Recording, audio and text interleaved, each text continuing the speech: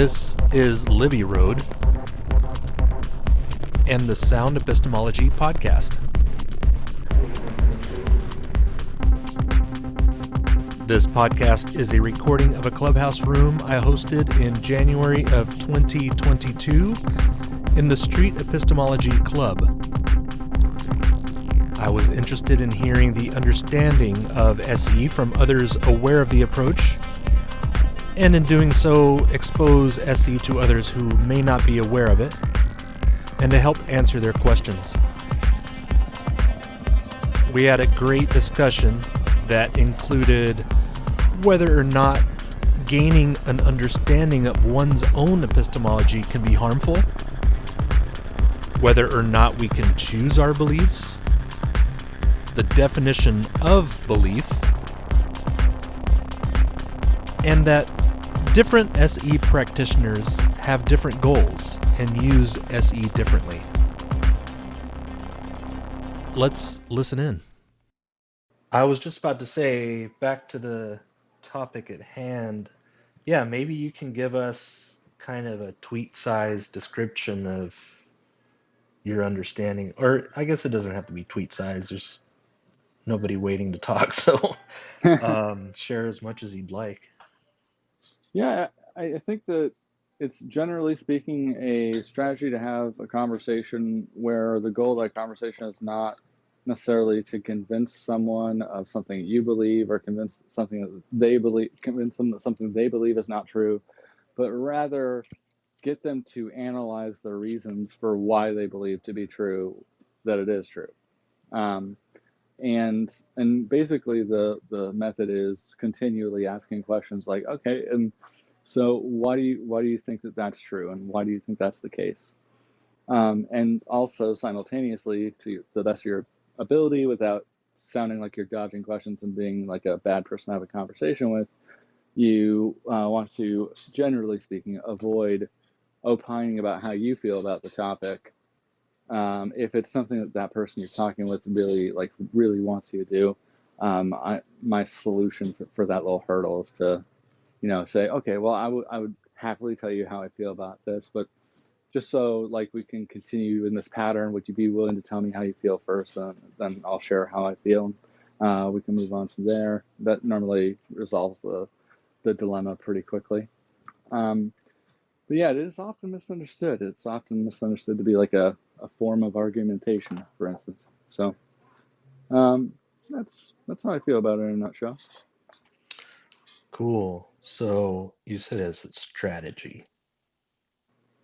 It's a strategy for having a conversation, a productive conversation, especially about something that's a topic that people tend to get up in arms about or tend to get emotional about pretty quickly.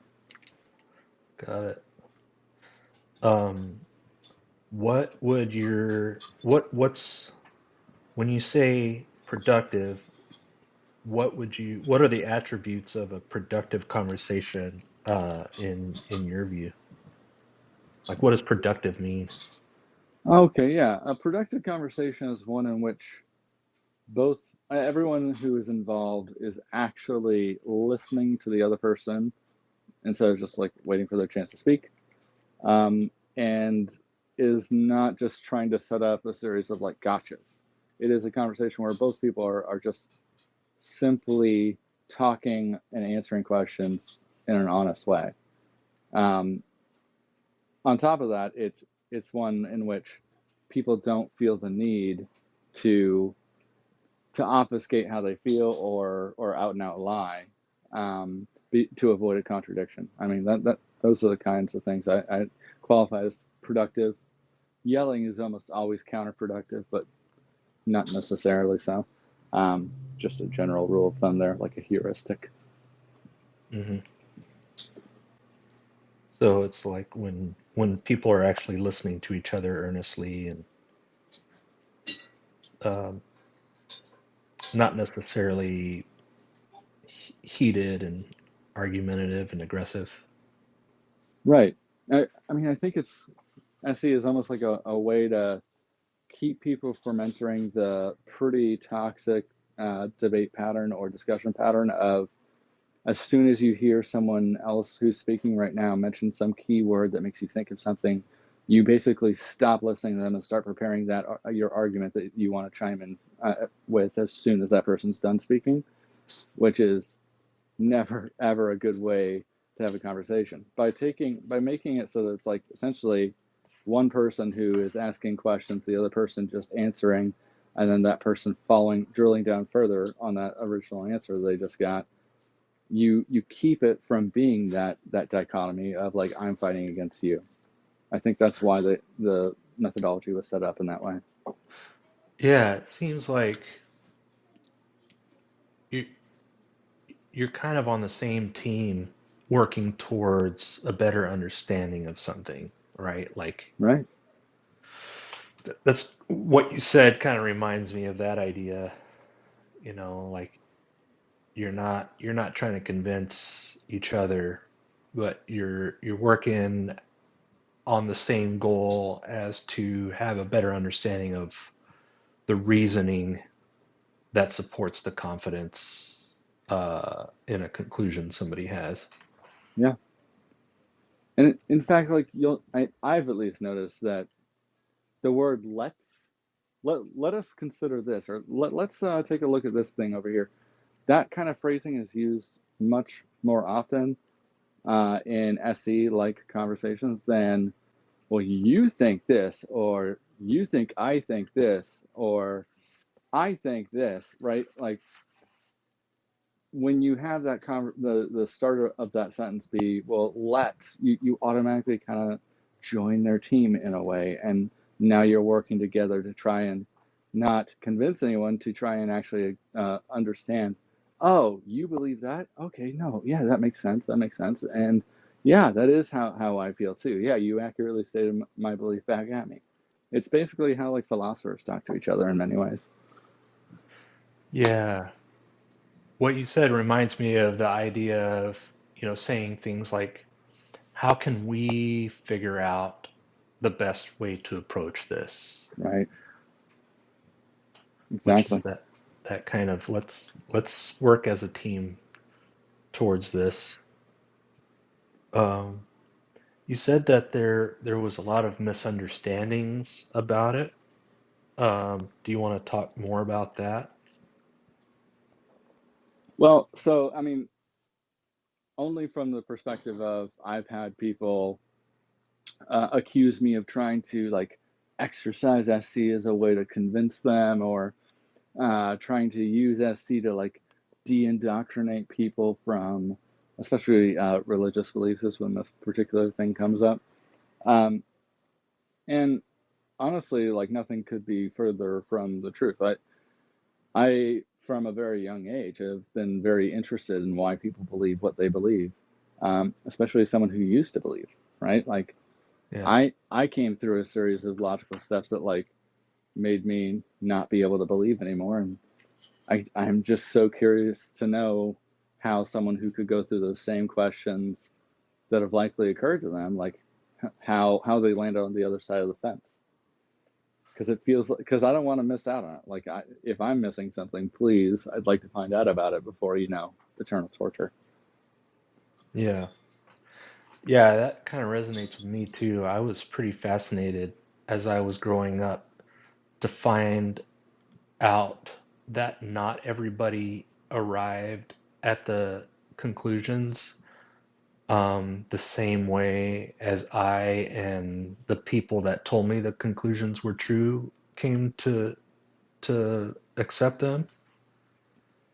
Um, so yeah, I mean, I just assumed everybody had the same path I did, right? When I was like eight years old, and not really being exposed to the rest of the world that much. It's pretty fascinating. It's a fascinating subject, even without SE, to kind of explore the different reasons people come to different conclusions like that.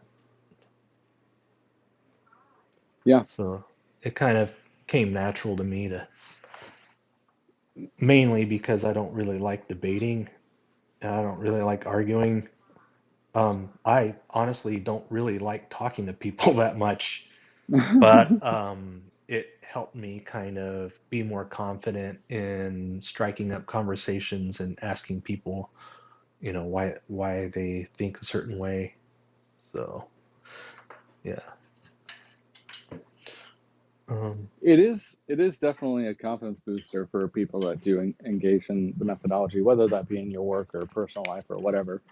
right. Because like, yeah, the moment that like you can see that twinkle in that other person's eye of like, oh yeah, no, I haven't thought through this at all. Like they just it is a very validating experience, because like oftentimes that this you're interlocking with someone who has been giving you a hard time seemingly for confusing reasons that you can't seem to understand, and one of two things comes out of you engaging in SE with that conversation with them. The first possibility is you actually get an answer as to what the heck is going on, or at least somewhat of an answer.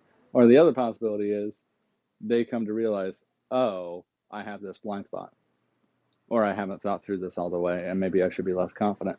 In either case, the relationship and the possibility for improved relationships in the future between those two people has vastly increased. Yeah. Yeah, totally.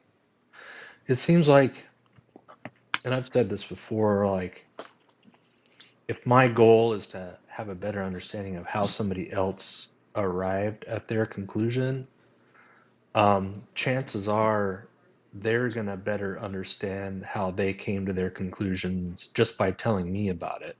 And if at the end of the talk they have a better understanding of how they got there, that's a good thing. That's uh, if we have to say a win, which, I don't necessarily think in those terms on this subject, but I would consider that a win, like somebody having a better understanding of themselves. Um, I've had some interesting pushback on that. I've had people say that having a better understanding of what their conclusions are is harmful and I've that heard that it's too. dangerous. I've heard that too. It's always so flabbergasting me. Like it takes me back every time I hear someone say that. Yeah, Um, like, I usually have a pretty mm, I'd say a fairly easy time putting myself in somebody else's shoes so that I can better understand a point of view like that. But I mhm. have a really, really, really difficult time understanding that point of view.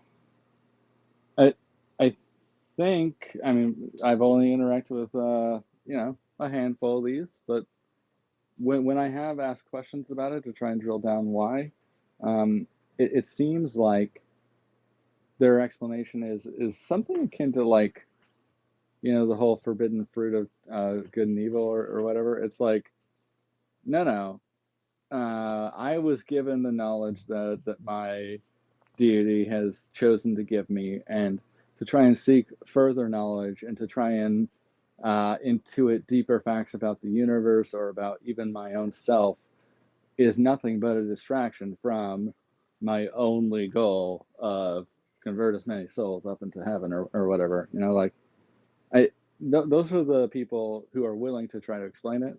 That's what they explain, but it's still it. Yeah, I agree with you. I can put myself in a lot of people's shoes, but I can't do that one. Yeah, it's like more understanding can be harmful, or a better Somehow, understanding can be yeah, harmful. somehow. Yeah. I mean, I guess they could make the claim also that it's the devil trying to convince you of false understanding, right? Yeah. But if you understand it better, then you would have a better understanding of when that's happening, right? Like, I'm trying to justify somebody else's reasoning, which, you know, probably maybe not the best route to go, but Yeah, I don't get it. I want to invite Naomi to speak if you'd like to. Have anything to share today? Hello.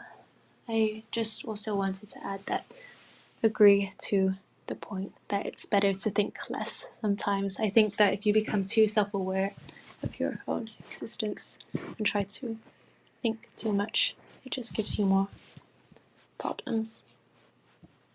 Okay, like overthinking something to where it's just the thinking part gets too distracting, that kind of thing, or Yeah, over analyzing everything when it need not be. got it. Hmm. Because I think you're usually very, you interpret things, it's very biased to your own experiences, and it's not necessarily the truth. Got it. Got it. So like we have certain biases that could lead us to false conclusions, and overthinking in that bias can be harmful. Yeah, sure. Okay. Do you think that having a better understanding of your reasoning can be harmful? Of my reasoning for, Just in general, I guess. Or we could take a specific example, I guess. Um, we were talking about the pushback that having somebody better understand their own reasoning can be harmful. And I was wondering if what you thought about that. to um, like understanding the to really understand the behavior, that the reasoning behind my own, like how I justify things and why I do what I do. Like, Well, it does, I guess it very doesn't necessarily have to simplified. be you, just somebody in general. If one has a better understanding of their epistemology, how could that be harmful? I guess is my question. I guess it depends on whether or not your beliefs align with what they're doing, or like that thought.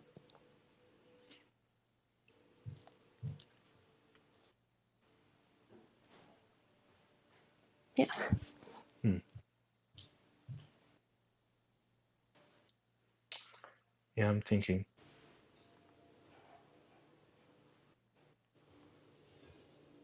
How would you phrase the question, Daniel? Do you have any ideas? Could you, I'm sorry, my kids were yelling in the background. Could you repeat? I guess I'm trying to understand how uh, understanding one's own epistemology can be harmful.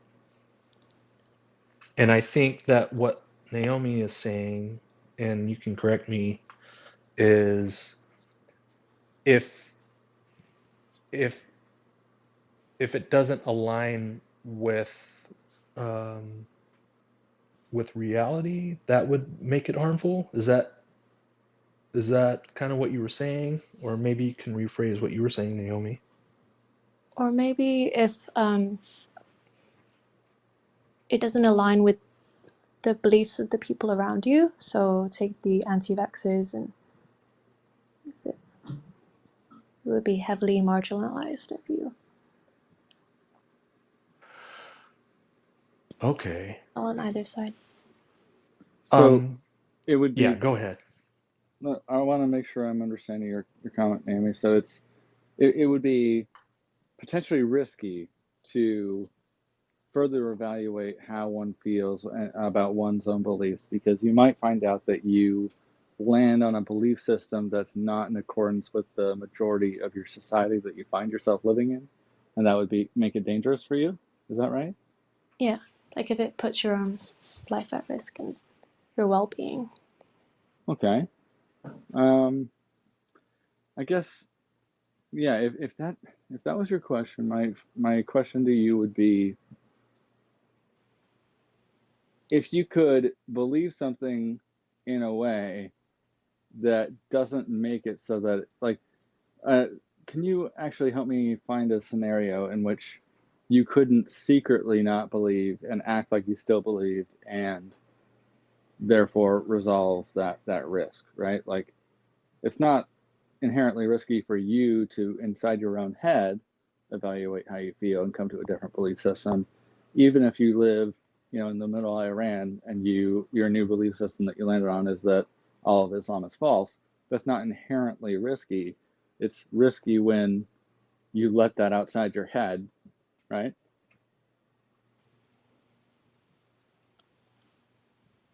The scenario being something like God, or Well, yeah, I mean, I was thinking that's the easiest easiest scenario I could think of, where a radical change in your belief system that's radically opposed to how the rest of your society feels might introduce you to danger.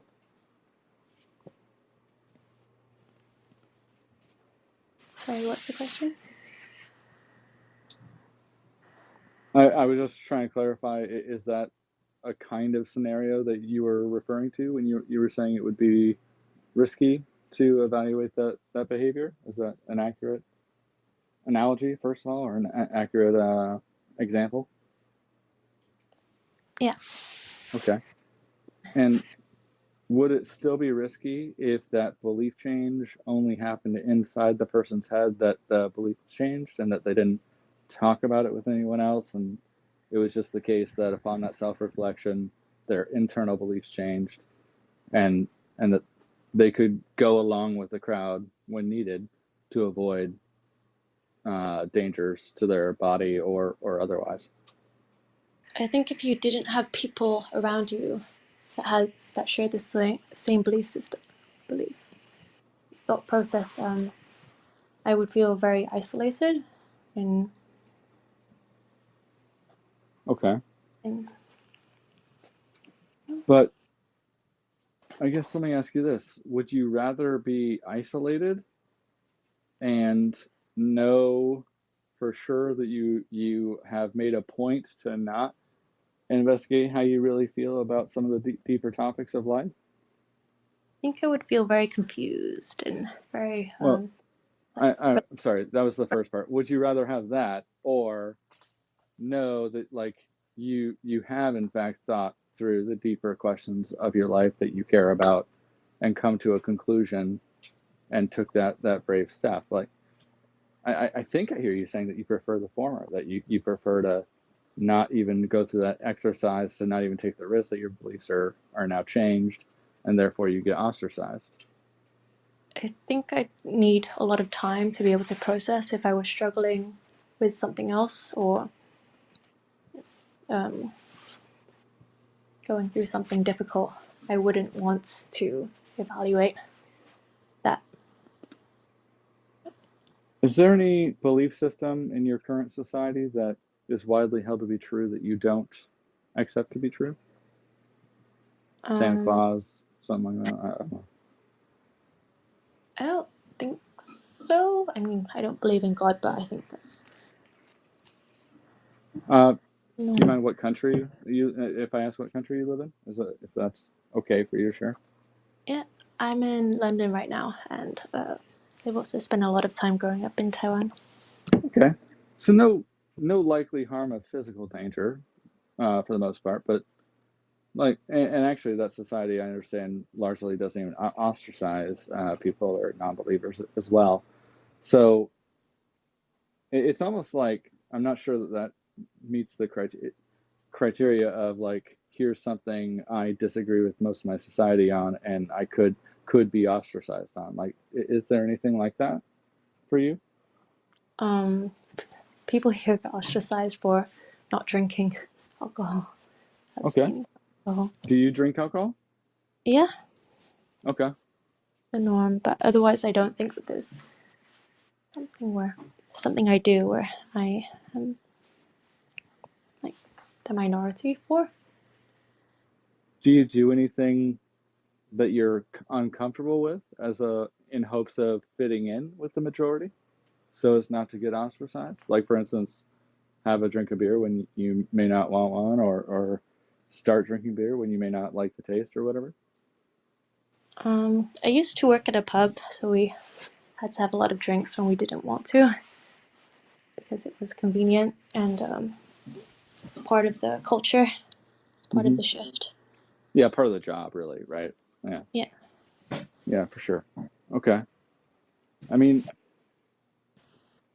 I don't. Yeah, I wonder if there's a small, less risky thing you could try to dip your toes in the water on, like and see how you feel about being, ostracized for what is, of course, a silly, stupid thing. I wonder if that would be a useful experiment for you to run, to know whether or not you might feel safe to have that close examination of some bigger ideas. Like, think about how you really feel about the ethics of spending all the money on the Large Hadron Collider, for instance.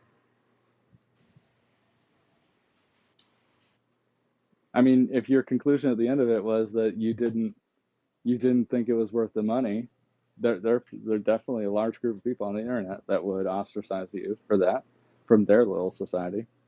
So, like, it seems to me like maybe that would be a fairly low risk test if you're interested to at least try it. Because every time I've examined my own beliefs and why I believe what I believe, I've never been disappointed. I have had my beliefs change once or twice. I have had my beliefs confirmed more than a few times, but um, I'm never, like, at the end of the day saying to myself, man, I really wish I wouldn't have spent that time really coming to a clear conclusion about how I felt about something that is important to me and others. But I think a lot of the times you can know that something is true but still not believe it. I mean, that's a lot of how disorders work. Like That's eating really disorders and interesting. things.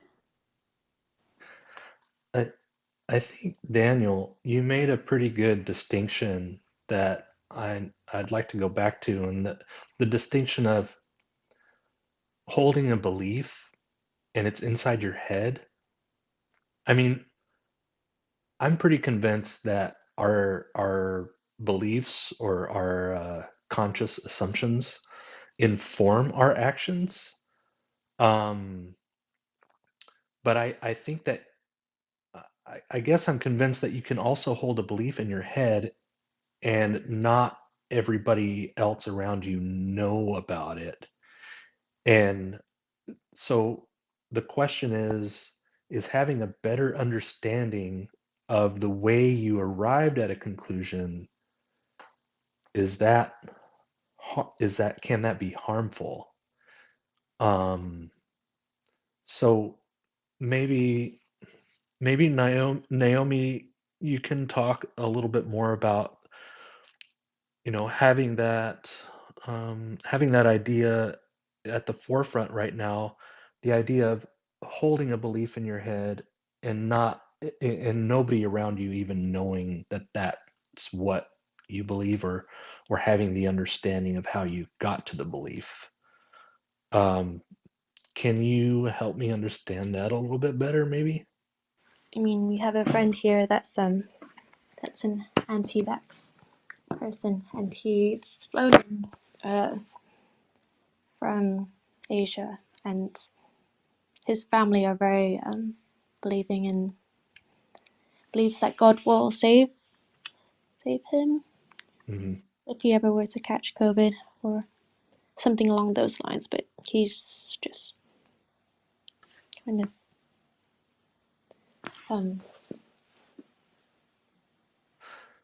Okay, let's call this friend John. And so John is an anti-vaxxer that is now in your community.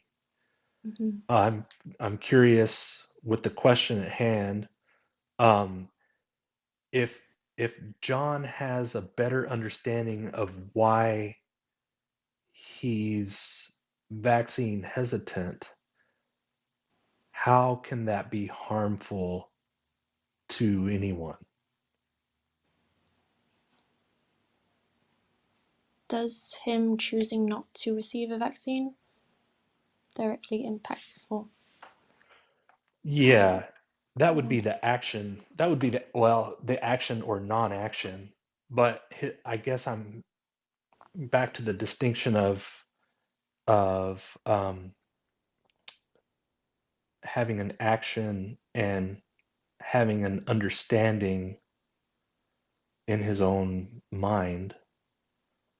The distinction there, I guess that's where I'm not really understanding how that could be harmful, I guess. I mean, I understand that, you know, his conclusions about the vaccine can be harmful because of the actions that he chooses to take or not take. But let's say that we asked him questions like, how did you find out that the vaccine was dangerous, or not taking the vaccine is better for the community? And they had never really thought about how they came to that conclusion, and they now have a better understanding of how they came to that conclusion. How would that be harmful?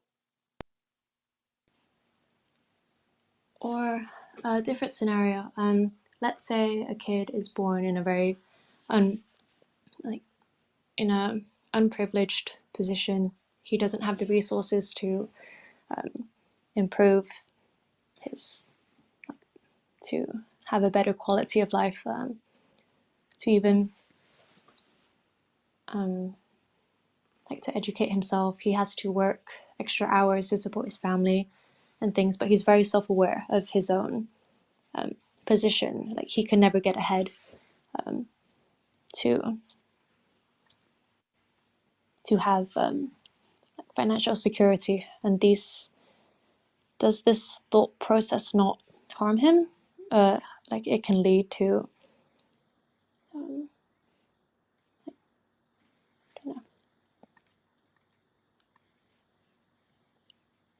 can make him depressed or something,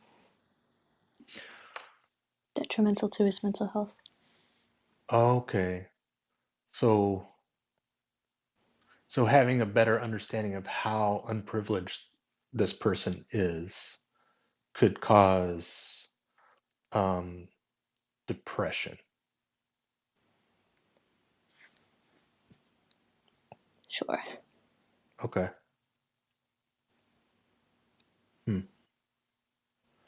I think I'm gonna have to think about that a little bit more.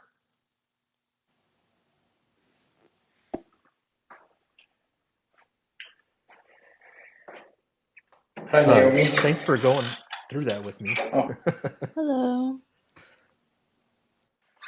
good to see you again. I was listening in a lot more intently in the last 10 minutes, probably. Good to see you, Naomi. We haven't Hello. spoken in a while. Been focusing on my PhD application cool. process. Awesome. Last time we spoke, you were actually wondering if you were going into it, right? Yep. You were thinking about it. Cool. So congrats. What are you applying for?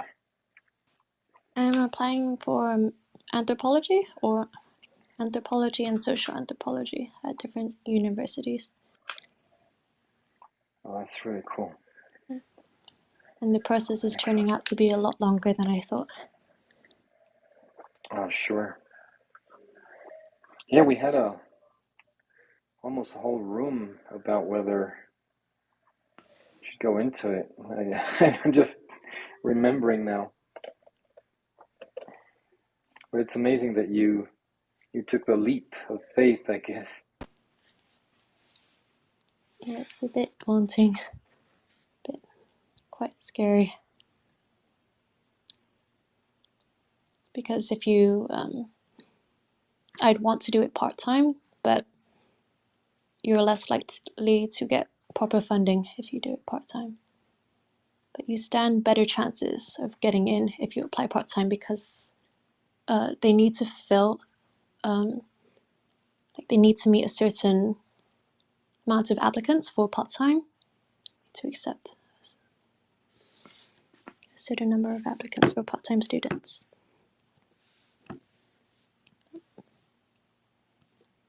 And you're applying for financial aid only in the UK? Yeah. Wow. I'm not that familiar with other Because the application process of other countries. are you from the US? In the UK?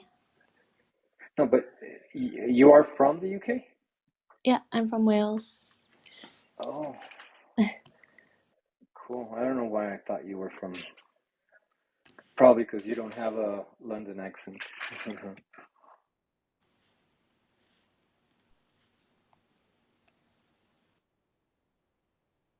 Have you met any other anthropologists in this app? There was a girl that I was speaking to when I first downloaded the app, and she is now being supervised by one of the supervisors I want. So I'm asking her now about the application process, but it seems quite difficult.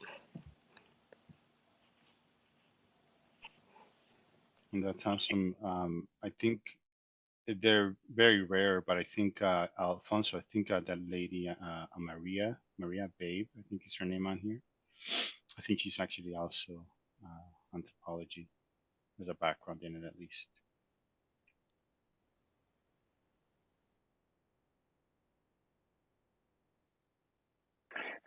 And I met this guy a while ago. I was like too shy to approach him because he spoke in a room about anthropology and religion, and like the history, the emergence, the evidence for the earliest signs of religion, and I was fascinated by that. And I never actually approached him. I was too, I don't know why. I could have just, pinged him into a room. At the time there was no back channels, I think, and then back channels came along, and I still didn't reach out to him. And he was Jorge something. He's I think of Hispanic descent, probably. I'm gonna look for him because he was well knowledgeable.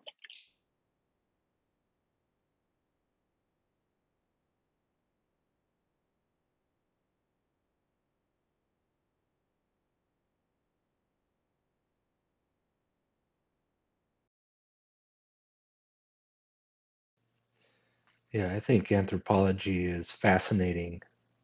I was wondering if you'd like to share if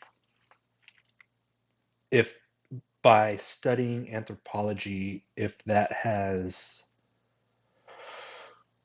changed a conclusion that you had before.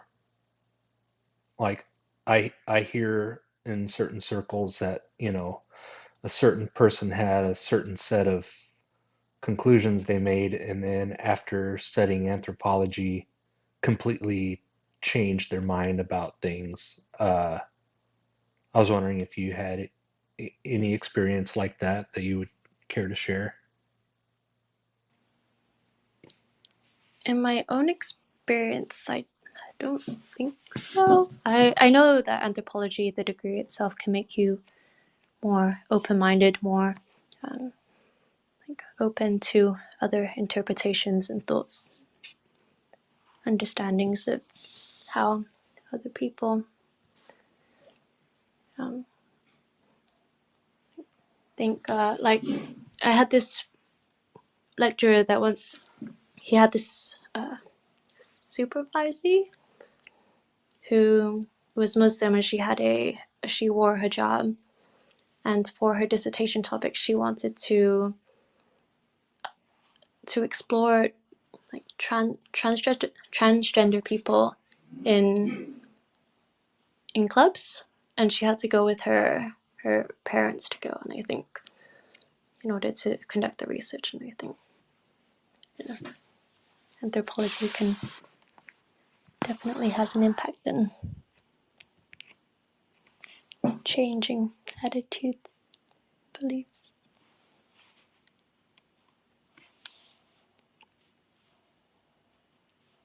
If that makes any sense. Sorry. Yeah, no, for sure. I think anthropology is one of those subjects everybody would benefit from by studying at least a little bit of it. At my university, medical students have to take medical anthropology as a course, just as a class, as a quick class, because it can also help them understand their position as a doctor with, and their power over the patient. Right. That makes sense. What are some of the challenges that you face um, by the different methods that you use to study anthropology? I think with anthropology, it's very annoying that you require consent to gather any part of the data. Like we had to take a GDPR course, and also if your data is going to include sensitive information, including positive political opinions that could like identify a person, that needs to be um, that you need a separate, what's it called, form application to be able to include that data in your studies, in your findings. Whereas journalism, you don't really need any of that. Okay, I found the profile. It's Josue. It wasn't Jorge. And I'm gonna back channel him, see if he wants to start a room. I mean, it'd be nice if you get in touch with him. Probably for you, Naomi. I was uh, I was very impressed by what he said in that room. He knows a lot.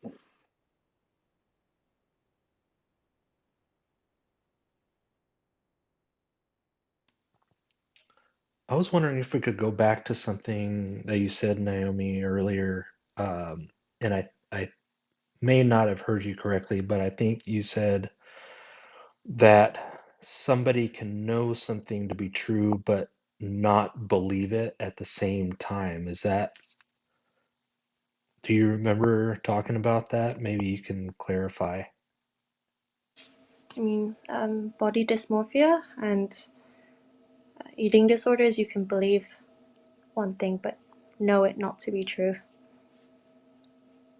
Hmm. Anxiety as well, if you know that there's no reason to be scared of something, but you still respond in the same way. Yeah, that's interesting. Because So, typically the way, yeah, go ahead. oh, I'm sorry. Yeah, I've had anxiety for years. I'm not sure that I would agree that that's a good example of that. But hang on, my youngest just got home and I'd like to say hi to him. Hello.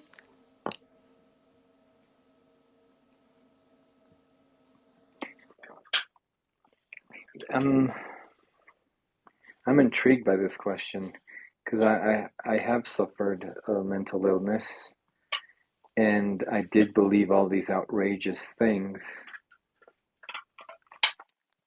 and Mm-hmm. I'm I mean, wondering if I.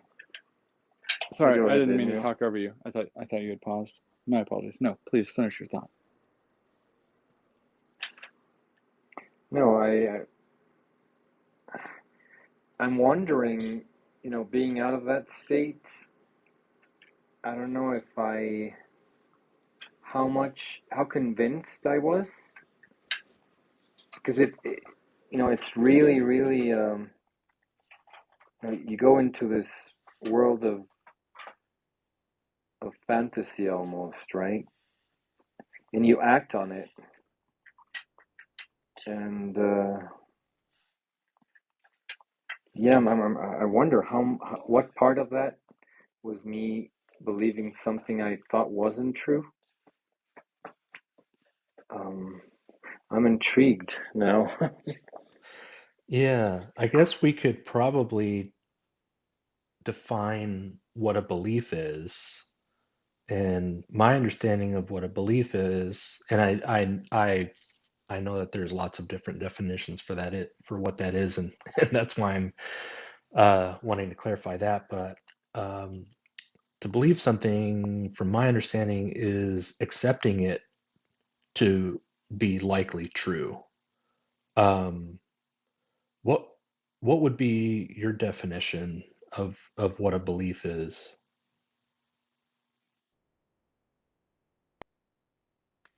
Who's that question for? For anyone.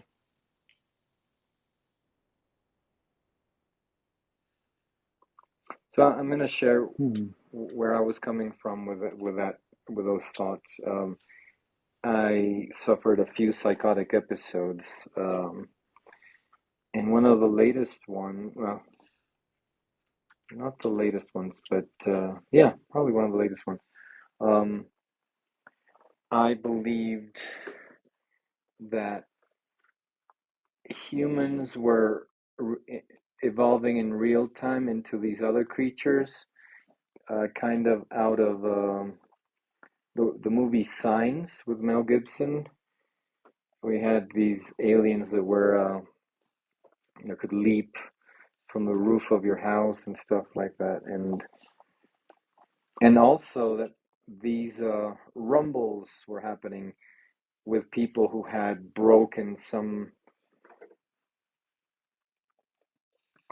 barrier of consciousness where you were dead in life, life like a living dead type of person because of you breaking through that psychic illusion, and it was really weird. Um, so I walked many miles away from home. I thought I was being like expelled from society in a way, and I had to run away because there was this underlying communication between entities and humans, and where everyone was entranced, and it was crazy. but that's what you know having a really hardcore mental disorder is like. um so I would say belief, to answer the question in a long-winded way, is when you take action because you think something is happening, or something will take place. Um, and I keep preaching this more or less in these rooms, right? Humans are not designed to know the truth. They're designed through evolution to function in society, um, to believe what everyone around you believes, and to strive to meet the goals that your society and your cultural setting sets for you. Um, does that kind of answer the question? You're saying a belief is an action? No, it's something that moves you to an action. Okay. Hmm. So you can hold a belief and not necessarily act on it, or Um, I think it's informing your reality, and if you're not going to act on it, if your brain doesn't process it as a factor that's going to influence your future actions, it's probably going to slowly be discarded.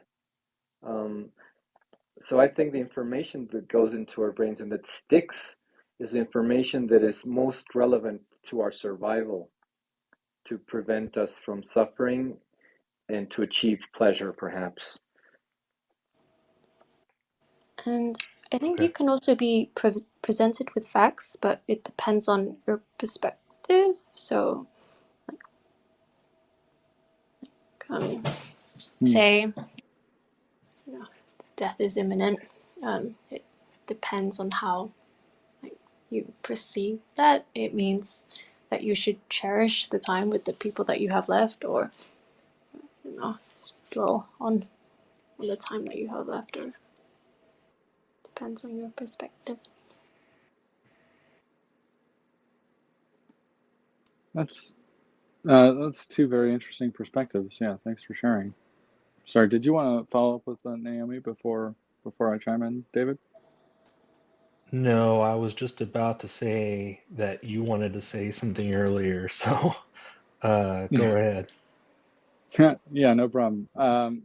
So, I mean, I actually don't think that we choose our beliefs. And that may sound kind of counterintuitive. I think the beliefs that we really hold inside our heads are those that we have arrived at almost as a series of like process flow like questions of if this then this, if this then this, but what about this? Okay, no, not that. Okay, if this then that, and just down the line until we arrive at a set of facts and personal experiences that we hold to be true enough to base a belief on, and then we form the only coherent belief that comports with those sets of facts and personal experiences. Hopefully that made sense. That's honestly what I think a belief is. I don't think I could choose to believe that God existed, for instance, at this point in my life. I would need a different personal experience or a different large set of facts to convince me. So there's this theory that the brain evolved for us to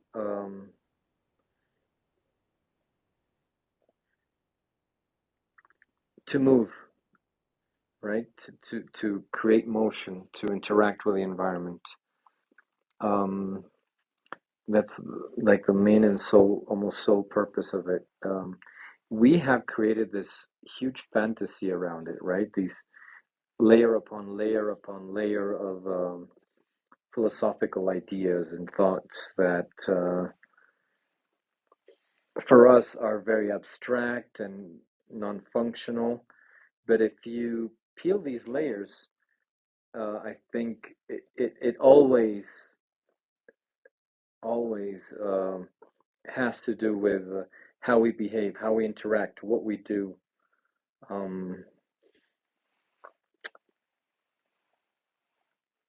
And there's this example of I think it's the C. elegans, some creature that once it has a brain, and it in the sea, it's underwater, and once it finds a spot where where there's food, where there's conditions for it to survive, it plants itself. It kind of clings to a rock or coral or something, and it digests its own brain.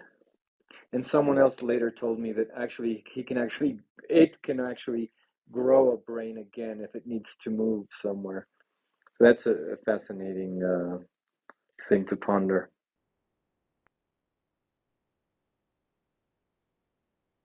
How does it recognize a need if it ate its brain? I don't know, but I would assume that nourishment is lacking, or conditions around it would, you know, make it stimulate it, right? Chemical Stimulation. changes. Yeah, but There you I go. don't know. I'm speculating. I'm fully speculating. Um, Daniel, I wanted to respond to something you said that may be a bit, I don't know, maybe controversial. That may not be the right word, but um, you said that you would need a certain facts in order to become a believer. Hmm. And that, so the following, I'm just being pragmatic and not necessarily, you know, yeah, so I'm just being pragmatic and trying to be objective as well. So this is nothing to do with me directly. But I think that someone being able to adopt a belief because not because they received new facts or because of, I forget what the other one was that you said. You said a set of New new facts facts, for and what was the other personal one? experiences. Personal Or experiences. personal experiences, which it would be like facts through personal experience as well, though, right? Like you would still be Uh, personally going through something that I would then. drew I drew a line there for a specific reason, but for the Okay, sake of argument, I can say yeah. Go ahead. okay.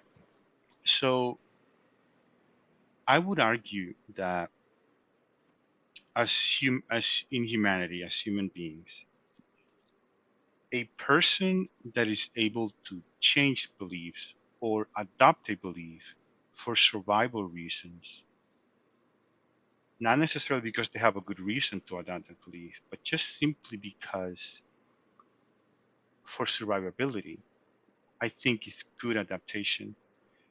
Sure. I would even Can I? argue that a Sorry, lot I of thought you were people done. that, no, it's okay. A lot of people that adopt beliefs, it's not a path of, oh, I understand now that this is true. Let me go ahead and continue on to be, religious or Christian. Sure. I Actually, perceive it to be something completely, sometimes it's actually something completely different, having to do with the group dynamics or other things that is not necessarily a decision based on some sort of logical decision that you make. okay. Uh, yeah, go ahead and respond. I have a little bit Yeah. more, but go ahead. So there's the case of cannibalism. I think hopefully everyone on stage can agree that as of our present circumstances, cannibalism would be morally not justified and no one should be a cannibal. Hang on, real quick. We're in an SE room. Might as well check the audience. Everyone agree? Flash your mics. Okay, Alfonso's on the fence. That's fine. We'll give Alfonso a pass.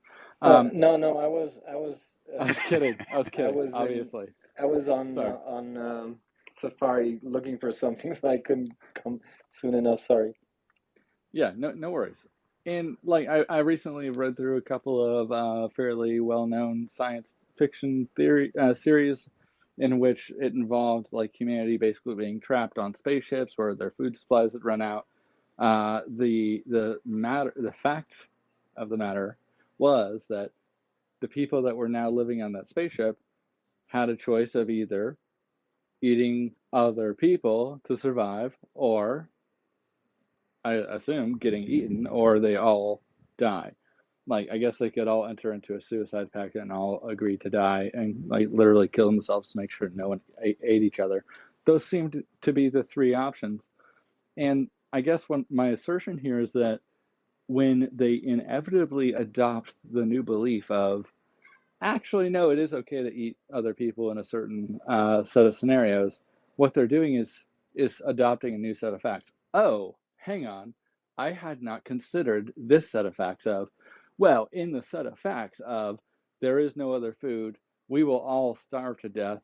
I could even stack it further in my favor and say that, like, if there were to be allowed cannibalism, that like at least certain percentage of the population of that ship makes it to a place where they would have food and would no longer have to be cannibals.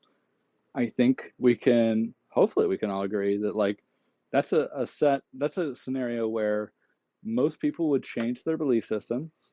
It'd be in order to survive, but it would also be a change of new facts being accepted and new personal experiences, for that matter. Like, I'm trying to think of a scenario in which anyone has ever accepted a belief without either accepting an underlying fact or have that be a result of personal experience, like their parents passing on some ideology to them, for instance. Can you think of one?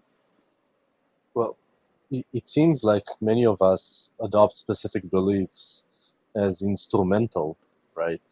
It seems to me instrumental beliefs are very prevalent in our like day-to-day life. I'm not sure if those supposed to be like experience-based or like factual, right? So if, for example, I believe something is Did you right say or instrumental? I just want to make sure I heard that yeah, word right. yeah, Cool. exactly. And it seems to me like many people that believe something is right or something is wrong, right? Maybe there is a specific like social or like environmental component to it, but it seems to me that most of them like just expressing a specific feeling that they have, right? Right.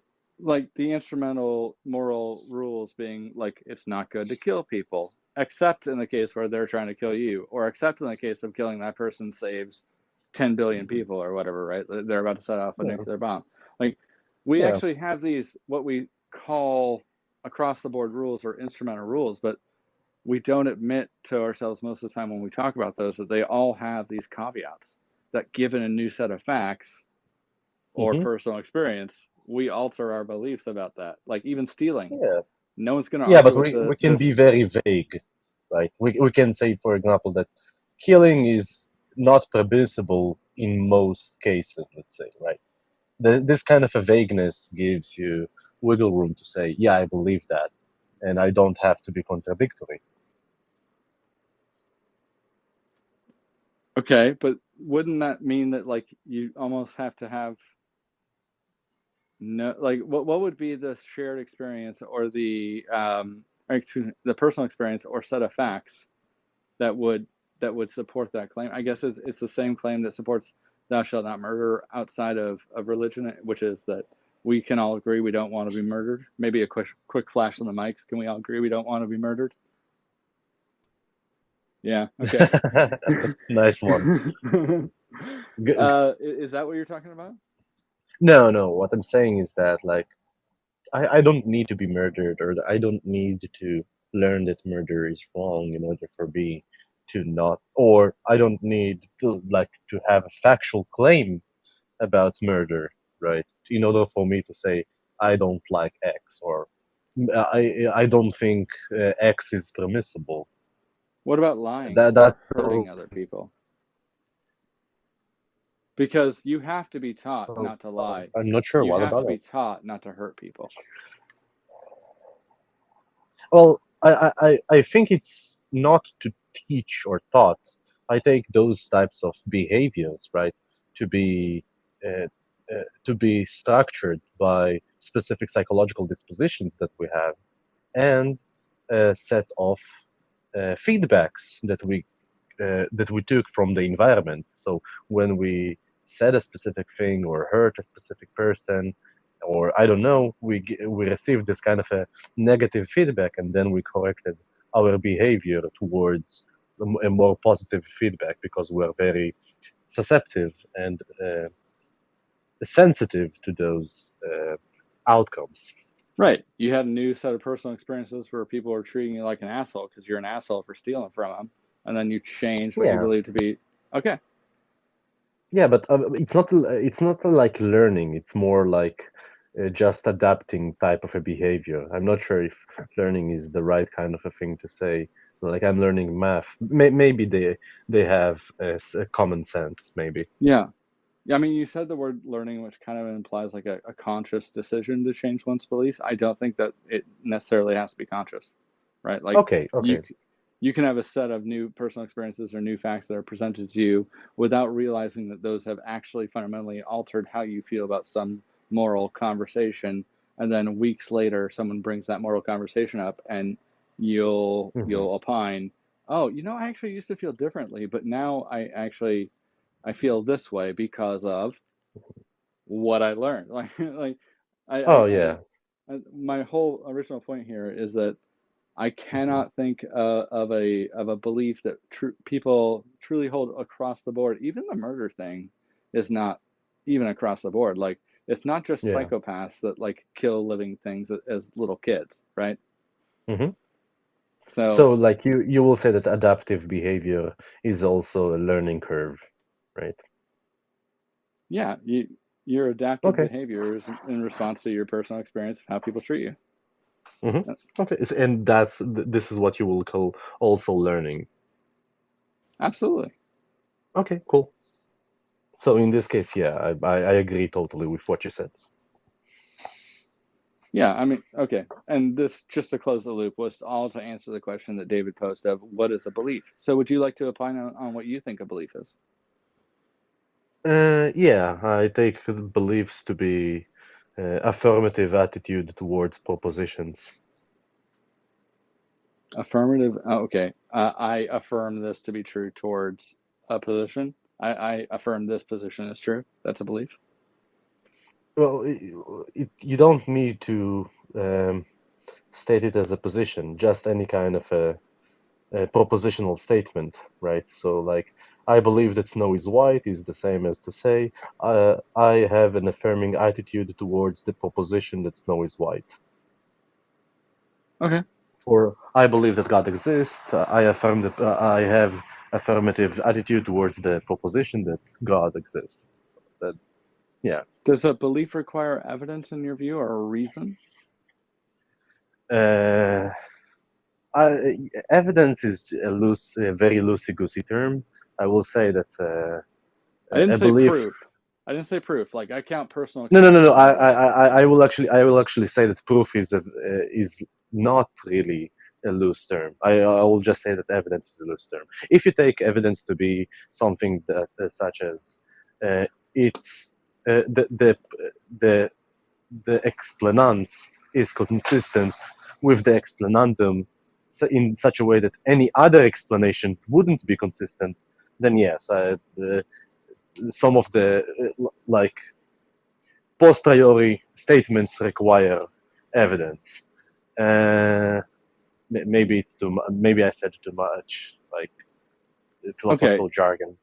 No, But no, yeah, actually, I followed you. I was using the word evidence because I think evidence is an umbrella that encompasses both hard truth and personal experience or like witness testimony. The latter two being widely panned as not reliable for convincing other people of some idea, but they are some sort of evidence. yeah. So I take evidence to be a term that is used in order to affirm a theory or an explanation, right? And I take evidence to be datum, right? Something that we agree that is true, that is consistent with one theory and is not consistent with any other theory, Okay, right? This is what I take evidence to be. But if gotcha. evidence, yeah, but if, for example, specific datum is consistent with both theories, or three theories, or five, or whatever, I wouldn't say it's an evidence for one of them. I agree. Yeah, My and my I was, question though was like, but do no, you I think will it's a say that requirement to have something to back up a belief, or can you just accept a belief without reason? I will say that it is preferable to have reasons, or yeah, it is preferable to have reasons to, and by reason I just sorry, it is preferable to have a justification in order for you to believe a specific, um, in order for you to have a specific belief, a posteriori Okay. belief. It's Yeah, preferred but and not required. Is that right? well, not required is more like an uh, empirical claim, right? It's more like a psychological. I don't think it's required, but I do think it's like it's a normative thing, right? It's like prefer, or it's you ought to have a reason in order for you to have a belief, but obviously it's not required because you can have beliefs without any reason. Can you name a belief that someone can have without any reason? Like, even anxiety or people that have schizophrenia, right? Like something wrong with their brain that makes them believe something that is demonstrably false and they could not reasonably justify to anyone else. They have a reason. Their brain's broken. Well, no, well, that's not a reason in this sense. That's more like a causal explanation, right? But Yeah, I include all that under the umbrella of no, evidence. no. What I'm saying is that like one can just randomly think that something is the case without any kind of a reason, right? Just arbitrarily. And this person maybe you might explain causally, like in his brain, what made him think that way, but you wouldn't like say that's a reason, right? That's just Okay. like a causal explanation to why he has this arbitrary belief. But what I'm saying is that it is you ought to have, right? It's not like Right. biologically required, but you ought to have a reason, a justification. And what I take justification to be is just something that will make the proposition more likely than not, right? Or something Okay. that will raise the probability of it being I have true a rather than false. final follow-up question, if the room has Hmm. patience for it. Does everyone else have patience for this? I know a lot of people have been listening to me go back and forth with him. Yeah, I'm too wordy. I'm sorry about that. No, this is great. Thanks for having this discussion. I do have a couple of Absolutely. questions. Okay, mine will be short. So is it cool if I jump in here with my final follow-up? Yeah, and Because it's related. yeah, and then I think Naomi has something to say too. Great, I'll pass it to Naomi, or I'll ask Rhodey if you could pass the mic over to Naomi when you're done responding.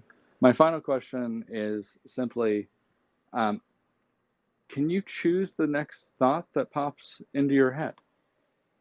And if we agree that you can't, then how could you possibly choose to believe in something that you have no reason for? Because like you've never heard of it if you have no reason to believe in it. Hmm. Yeah, well, I'm not sure what.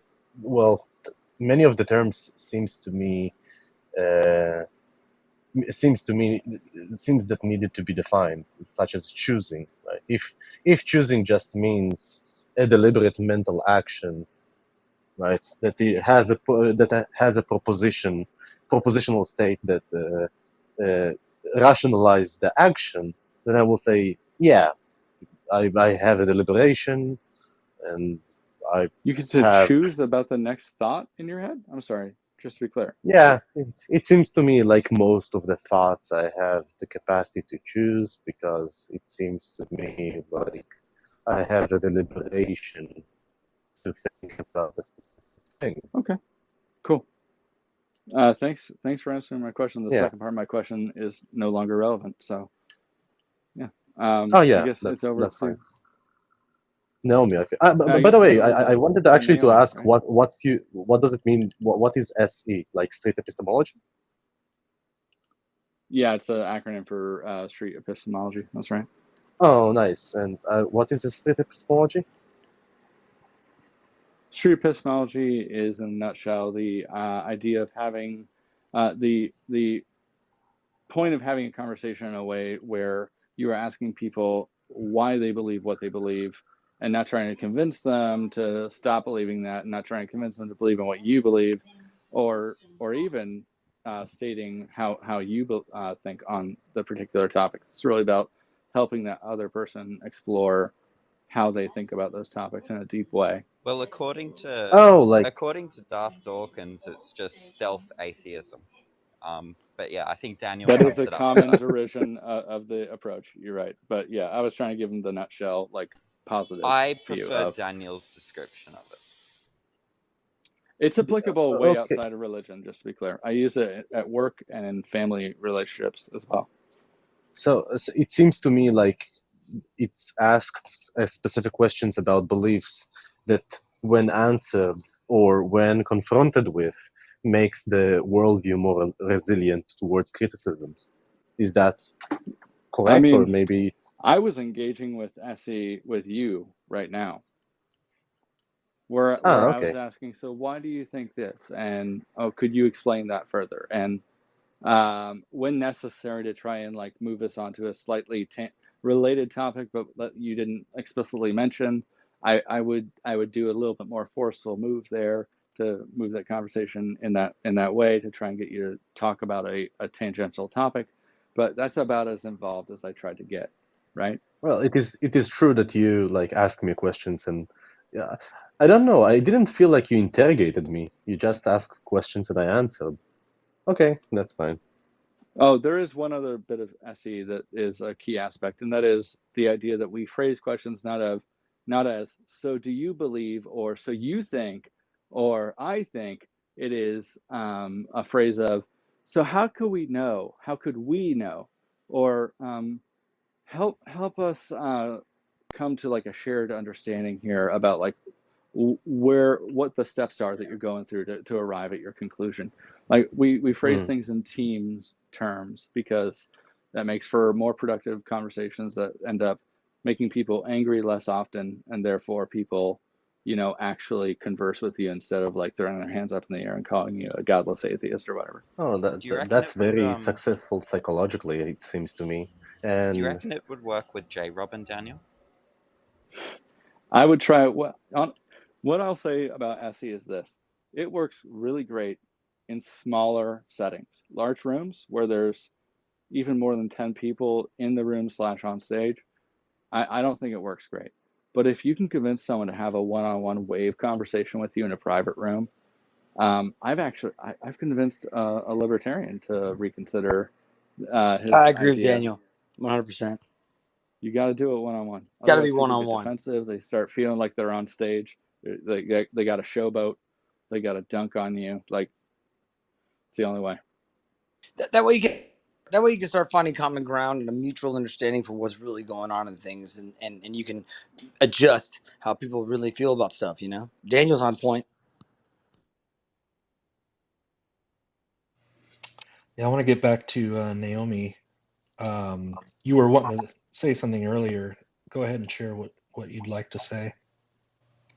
I just thought that it was interesting, the process of asking questions. Like, it's a lot like how anthropologists conduct their interviews. Like, for my own research, I have to ask people questions in this way, non-leading, semi-structured. And I also wanted to, you asked a question about people being able to choose their own thoughts. I think it's easy to reject the next thought. Like, if I know that the thought is going, if I'm having a certain thought, I can reject it. So what you just said actually is exactly my point. If you're having a certain thought, you can choose to reject it and throw it out, right? But you didn't get to choose as to whether or not that was the next thought that came down the conveyor belt of your brain, right? Yeah. And so, like, if you've never been exposed to some belief system and never been exposed to some other way of thinking about some topic, then your brain is never going to present that down its conveyor belt to you. Maybe you get lucky in a dream, but at that point, now you've had a personal experience. So, like, that's my point of, like, I don't think it's possible that one changes a belief without actually, even consciously, and I think it happens as a result of new information. Can I just jump in for a second and reinforce? I don't remember who said it now, but I've been podcasting for like 15 years now, and 95% of my things are one-on-one conversations with people. And that's what I do here in Clubhouse all the time. Occasionally I have more than one person on stage, but if I want to really have a productive conversation with someone, it's got to be one-on-one. And I think that's really clear for sound epistemology too. One-on-one is how it works. That's all I've got to say. Thanks, man. Yeah, nice to meet you. I thought, I heard Aaron, you were going to say that belief is the great sin.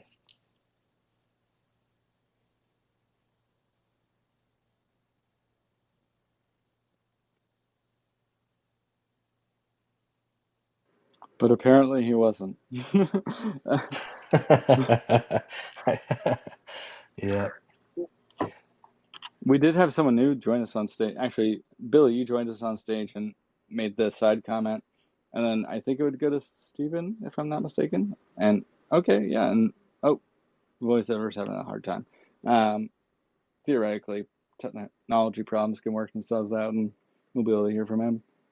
Billy, I'm sorry. I don't want to take over your room, David. You mod. Well, Jesus, I'm yeah, sorry.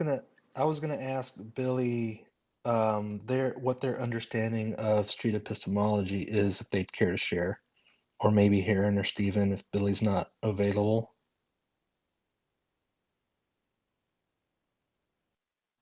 I Yeah, if Billy's off, I just had a question. What are you talking about? What is SE? street Sorry, I'm epistemology. here. Oh, yeah, go ahead, Billy. Oh, sorry, I thought you wanted to ask me a question. I heard my name.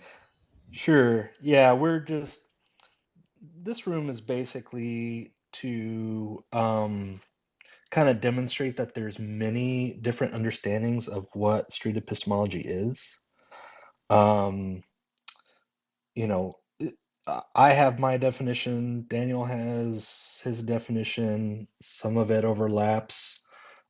So we're just kind of kicking it around and kind of exploring the differences, some of the misunderstandings possibly. But to answer your question, the way I use it is I use it as a set of compassionate conversation tools that provide a space to respectfully and consensually explore the sufficiency of the reasons and the reliability of the methods someone uses to support their level of confidence that a conscious assumption or a belief is likely true. Um, so, you know, I'm interested in other people's definitions and understandings of it. If you'd like to contribute. Well, could I speak to that issue?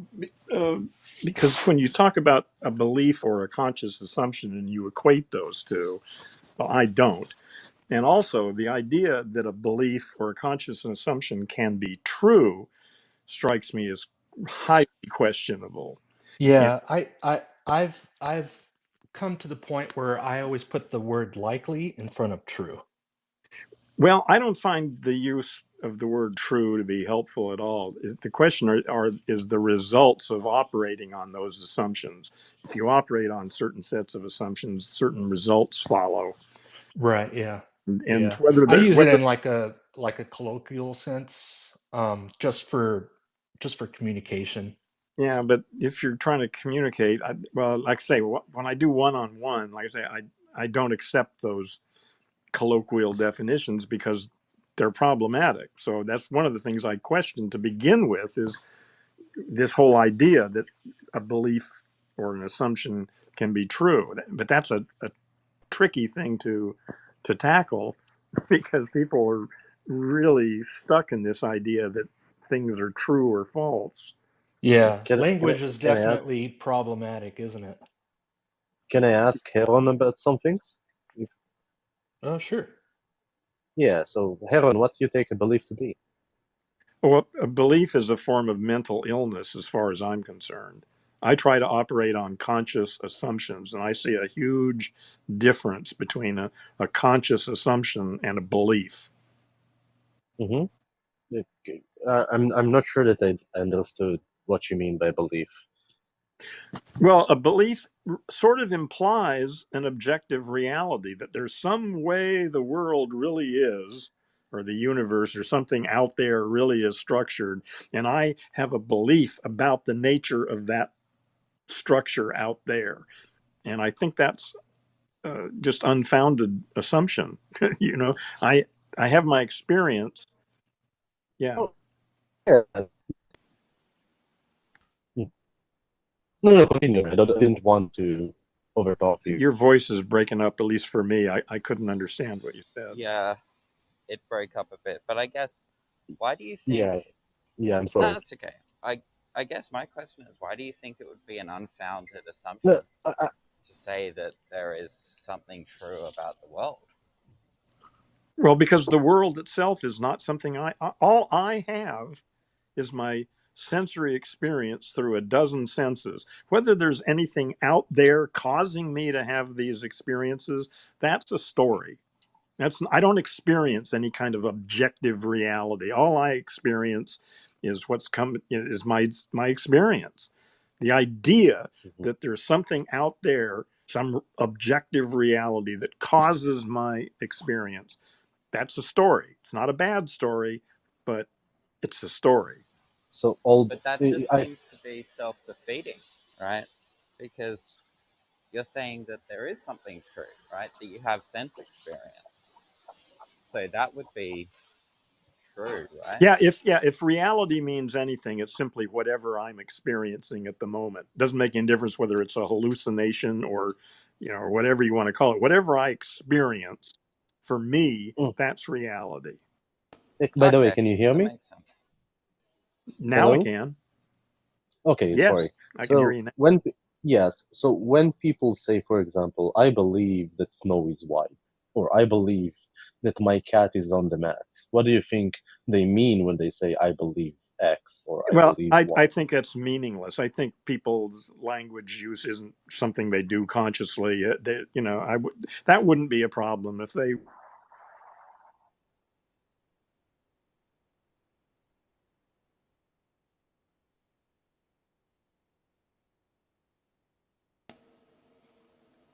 Hello?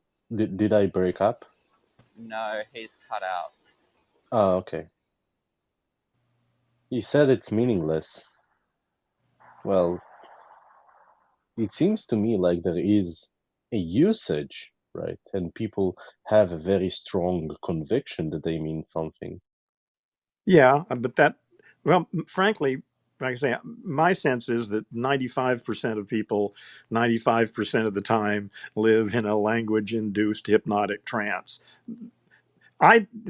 The voice in their head isn't something people are doing consciously. It's something that's happening to them. It's their language machine running its programs. It's not something people do consciously most of the time. Occasionally they do, but seldom. Yeah, but okay, so if you want to be charitable towards those people, right?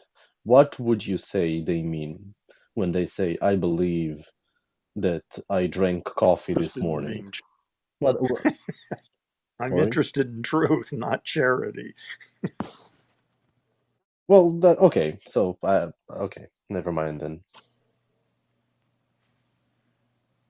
See, I don't think people actually think what they're thinking. They don't really know why they say what they do. Occasionally, that if you're a writer, you're sort of forced into a situation of having to pick your words consciously and stuff. But when people are just talking, they don't sit there and formulate their next sentence consciously and choose which words they're going to use. It's not something people actually do. It's something that is happening to them. It's their language machine running its programs. Yeah, well, so in my view, language is totally public and not private. But there is a way to talk about specific meanings when we say specific words. And it Yes. seems to me like the usage of belief is very prevalent, right, or very common Oh, in yeah. those types of this. Yeah, wait, but what I'm saying is that the commonality suggests a common meaning between the two speakers or between the community of speakers. And it seems to me, and you want to say, well, when they say I believe X or I believe Y, that's not really meaningful, right? I have no idea what they mean when they say those things, I don't right? think they have any And idea what it means. I don't well, think they've Phil, ever even thought about it. Most people are just well, totally oblivious to the language functioning in their yeah, head. yeah, well, no, that's fine. Yeah, but what? So, like, uh, one might say, for example, in a colloquial sense, right? When I say, I believe that snow is white, is to say that I think that it is the state of affairs, right? Or it is true that there is such a thing as snow, and it has this color that I perceive to be white, or something like that, or in a more philosophical sense, belief is like a doxastic attitude toward a proposition. Or if, for example, I might say, if I believe that snow is white, is the same thing as to say I have a doxastic attitude towards a proposition that snow is white. Rhodey, And the you and I proposition. should have a conversation. So I don't think this is the place. I don't want to take. Okay, no problem, no problem. But I will I'd listen. really like to have a conversation with. So if you, I'm on here a lot, and even when I'm not on here, it's my app is open. So if you were to ping me sometime, let's have a conversation about this, because you've obviously given it some thought, and so have I. So I think it would be interesting to explore, No problem. your learnings and mine, and see what we can come up with. So let's have a conversation sometime. No problem. I'm sorry about that. Yeah. No, don't be apologetic. It's just that you and I could go very deep, and I just sort of dropped in here to see what was going on, and I don't want to take over here. So anyway, I'd like to have a conversation with you though sometime. Yeah, I followed you. No problem.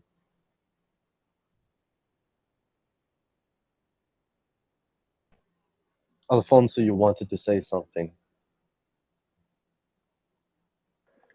No, it's long gone. I was going to tell Heron that it's up to 96% of people in a hypnotic trance of language. 90. I think it's going down. See, I'm getting optimistic. I'm thinking maybe it's closer to 90, 92 or 93.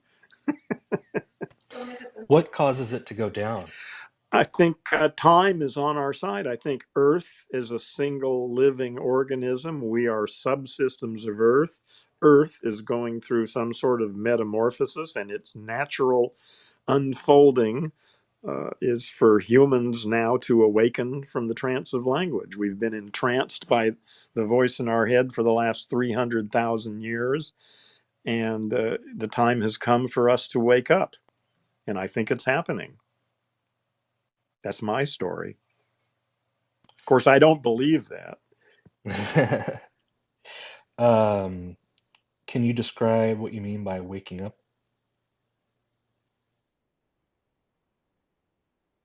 That's what I wanted to ask as well. I think he's muted, but if I want to, speak through him, I think he want to say that we're becoming more aware of specific state that we weren't before. But Heron can correct me because he's still muted.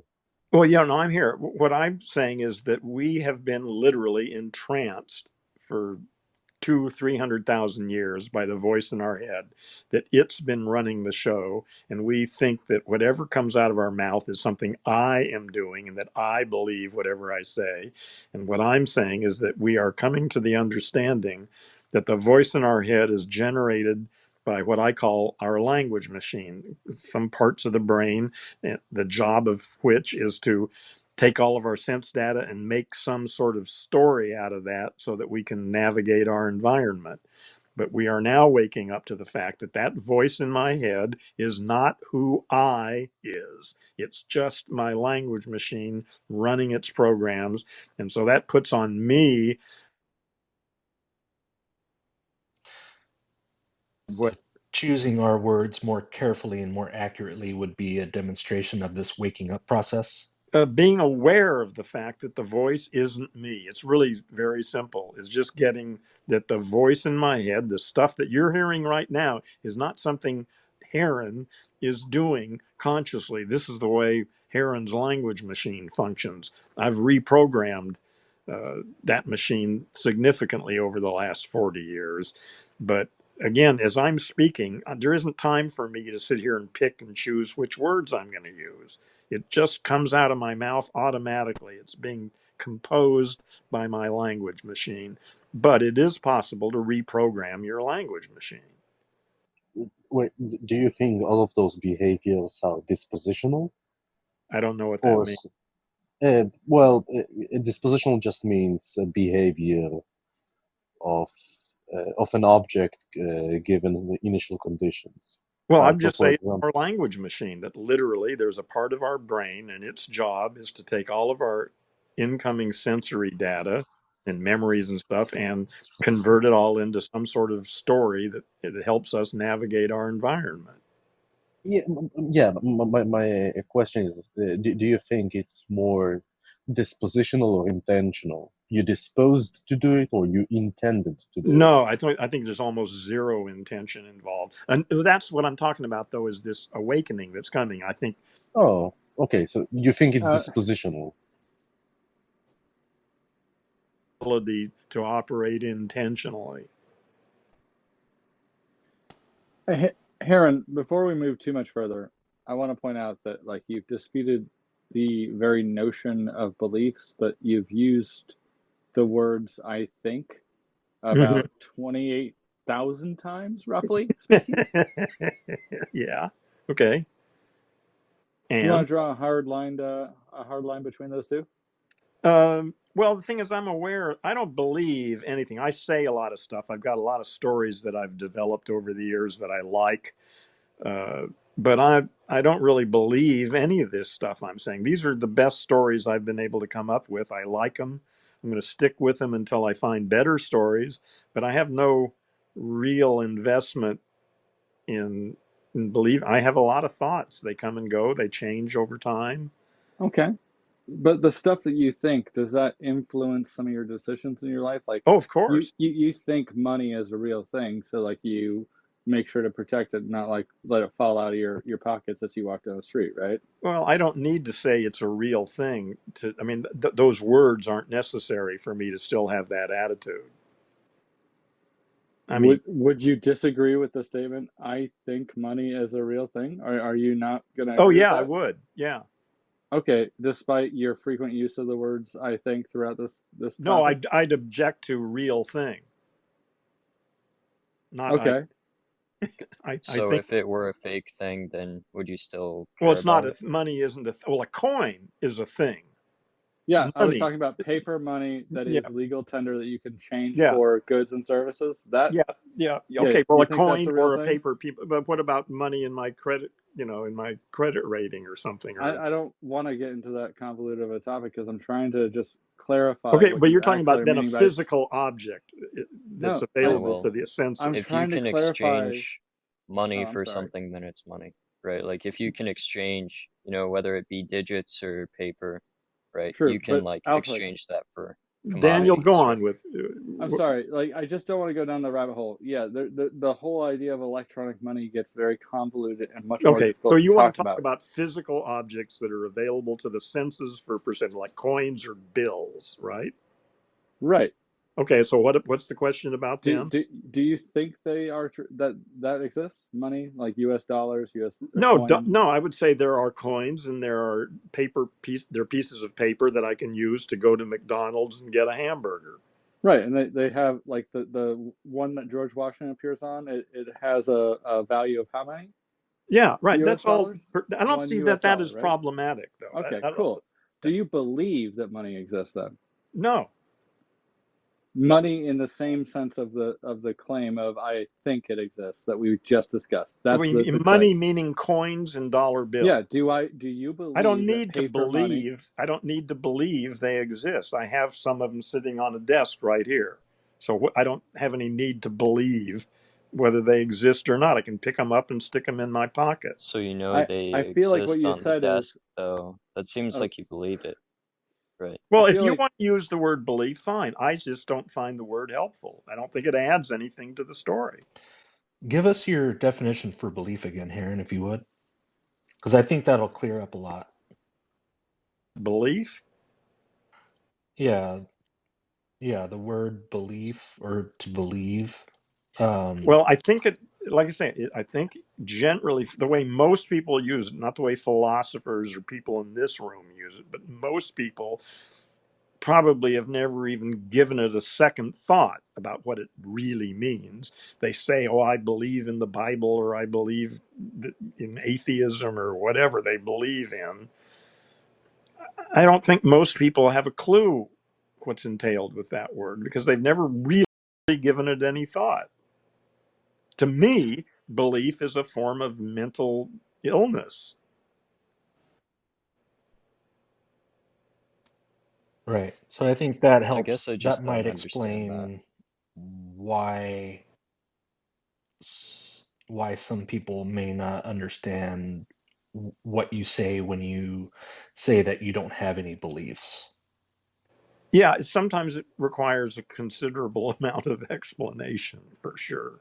Yeah. Yeah, I do operate on conscious assumptions, but I So don't believe them. did you am I accurately quoting you earlier saying I believe holding beliefs is a mental illness, or I think holding beliefs is a mental illness? I define belief as a mental illness. How about that? You And do you define hold to that definition? I'm sorry, say that again. Yeah, do you hold to the definition that, beliefs I are a bel- mental illness or something? yeah, I think that's good enough for me. I'll accept responsibility for defining belief as a form of mental pathology. Um, That just sounds can like I? a belief to me. I don't know, go ahead, Well, Rody. yeah, Well, it seems to me like a good way to find out if our definitions are accurate, right, is in the way that we will ask a competent speaker of the language if he agrees to that kind of a sense of how we use the term. And it seems to me that no one will agree with you about how anyone will use the term. This is why I yeah. asked you before, if you are charitable, how would you define belief in another man's mind, I'd have to right? talk to that person and explore it with them and find out what they. Okay, that's fine.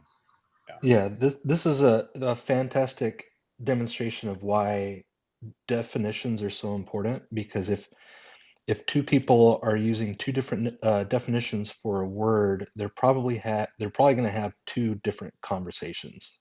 yeah. And in back to the subject at hand, street epistemology encourages the practitioner to use the definition that their conversation partner is using, so that because it's not about you, it's about them and their claim, their epistemology, and it's best to use their definitions because you're framing it in their system, their framework.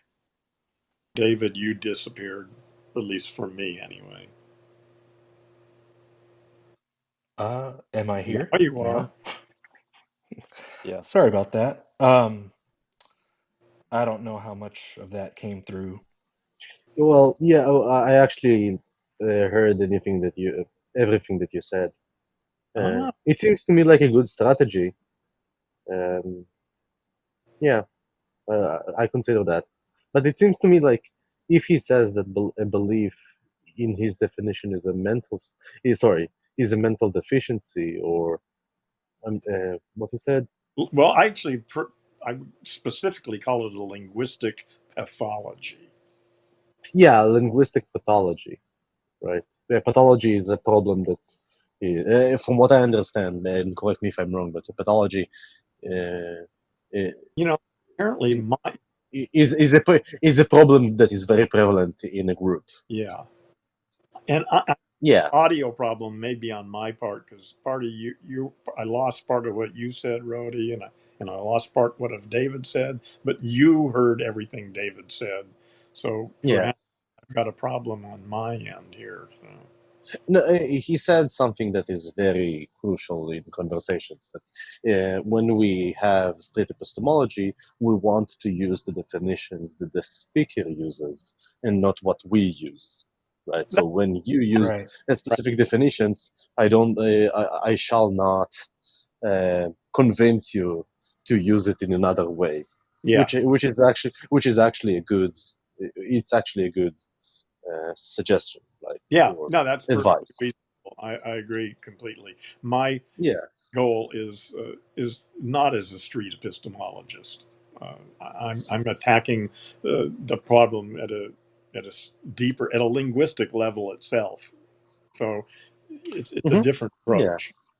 Right, Yeah. right. So And if I were to want to find out more about what Heron's conclusions are and how he arrived at those conclusions, I would ask him for his definition of what a belief is in this case, and use that definition mhm. with the rest of the conversation.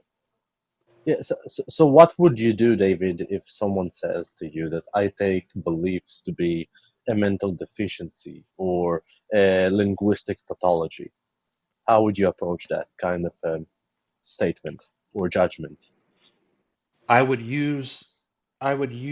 I would ask questions with that definition in mind. Let me Yeah. ask a question here, because my sense is there's a sort of contradiction involved in street epistemology. It seems to me that there's a claim being made that it's not trying to lead anybody anywhere, that it's just to explore what people's thought processes are.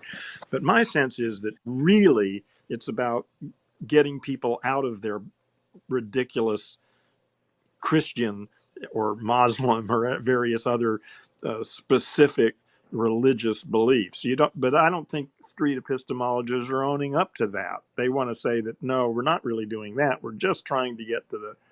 You know what I'm saying? Am I right or wrong in this? Is that when you engage in a conversation, you will think it's successful if you've gotten them to start to question their belief systems. Different practitioners have different goals. Yeah. Yeah. Okay. So, but yeah. So it seems to me like very hard to continue the conversation when we use different definitions to, let's say, belief, right? Right. But Yeah, but so it's the questioner that needs to adapt his, you know, linguistical tools in Only order the for high him. not priest of street necessarily epistemology adapt can them. deconvert people. No, Yeah, yeah. not necessarily adapt. It's not, you don't necessarily have to change your definitions for the words. You just have it's best to use the definition that your partner is using be, Hmm. because you're not really trying to convince them to th- to think what you think. Hmm. You're trying to understand how they arrived at their conclusion and why that way of arriving at a conclusion is a reliable one. Hmm. Um, and so that's why we're using that framework as far Hmm. as definitions go, just Well, wait understanding a minute. their Wait a minute. definition. Why do you want to? What's the whole purpose of you understanding how they think about something? That's the purpose. See, my sense is that's not the truth. That's not why you're sitting out there on a campus somewhere, because you want to understand what some other people's beliefs are, how they arrived at them. My sense is you want to wake them up from that. Am I There wrong? there are there are different goals, and different people have different goals, and they use SE differently depending on what their goal is. I want to Hmm. have reliable ways to arrive at conclusions, and I'm open to being convinced that somebody else's epistemology is more reliable than mine. And Hmm. there is a byproduct that happens when you're trying to understand somebody else's epistemology. By them explaining it to you, there's a high likelihood that they will, at the end of the conversation, have a better understanding of their own. And Uh, that's that's a good thing. Yes, I agree with you completely. Yes, absolutely. it's yeah, but wouldn't you say that when you say like when you ask, for example, what is the definition of X, or what is the definition of this word, when they give you, right, a specific thing, right? So let's say, what is the definition of belief? And he said it's a linguistic pathology, right? It is obviously not a definition right? It's just a statement that he thinks true about belief, but it's not the definition, because you cannot substitute the two terms in every sentence and have the exact same meaning, right? So, Yeah. for example, yeah. Sorry, go ahead. No. But Well, do you then you understand what I'm ask saying? for a synonym for the word. That's pointless. It's No, it's not not as. the job of the SE practitioner to teach somebody that their definition is wrong. No, I'm saying that when I say definition, and he says to me something that he knows is not the definition, he probably think about different thing, right? I'm saying a definition, but he think about a sense. This is the sense I'm using, not the definition itself. So how should I approach it? Because obviously that's not a definition that he gave me. Well, one thing you could do is have an SE conversation about how he came to arrive at the conclusion that that definition is the one he's using. Like, how Oh did you yeah, arrive at that's that good. definition? Yeah, that's a good one. Yeah, cool. Okay. When you say that every SE practitioner, keyword practitioners has different goals, it seems like you're characterizing every SC person engaged in SC through questions as a practitioner. But I just don't know what's meant by practitioner, if not to cure some like ailment or something. Let me Somebody just jump that in for a second. practices street epistemology. I That just would want be the to say, practitioner in this case. sorry, I just want to, I have to leave. I don't have to leave. I have some other stuff I want to do. But I really would love to have one-on-ones with anybody in here. Yeah, I Sure, man. recommend it. I've had Send me a a DM. couple When of they're, one-on-ones with Heron. They've been really, really good yeah, talks. when there's 4 or 5 really interesting people with different points of view, it tends to get diffused. And so I'd really like to have one-on-ones with all of you. So please ping me sometime and let's talk. But I'm going to leave now. So have a good evening, folks. Goodbye. It's always great to have you in the room, Heron. Welcome back. Thanks, David. Bye. Good night, Thank Heron. you. Take care, Aaron. Take care. You know what I love about the way he said goodbye? Most of the times we're not mindful and we're like, I need to leave. And he said, I don't need to, but there's something else I want to do. And I value that. I like the honesty too. Yeah, absolutely. Yeah, I don't want to go Brian, commercial here, but I do have a couple of really good engagements with Heron on my YouTube channel. I'll send you the link if you're interested. yeah, send me a link. I'd be curious to review those, especially if I end up having a one-on-one with him. I'd like to review those so as to avoid rehashing that poor dead horse that we've been beating for so long. Yeah, cool. I see. Do we have 3 new faces that haven't answered the root question of the room? Brian C, Altoid, and mine. Does it cuts off? Mind speak. Oh, thank you. It just cuts off for me. So Hey, I'll address it. My understanding of SC is something I used to do when I was much younger, in my teens, when I started doubting my own religious beliefs. I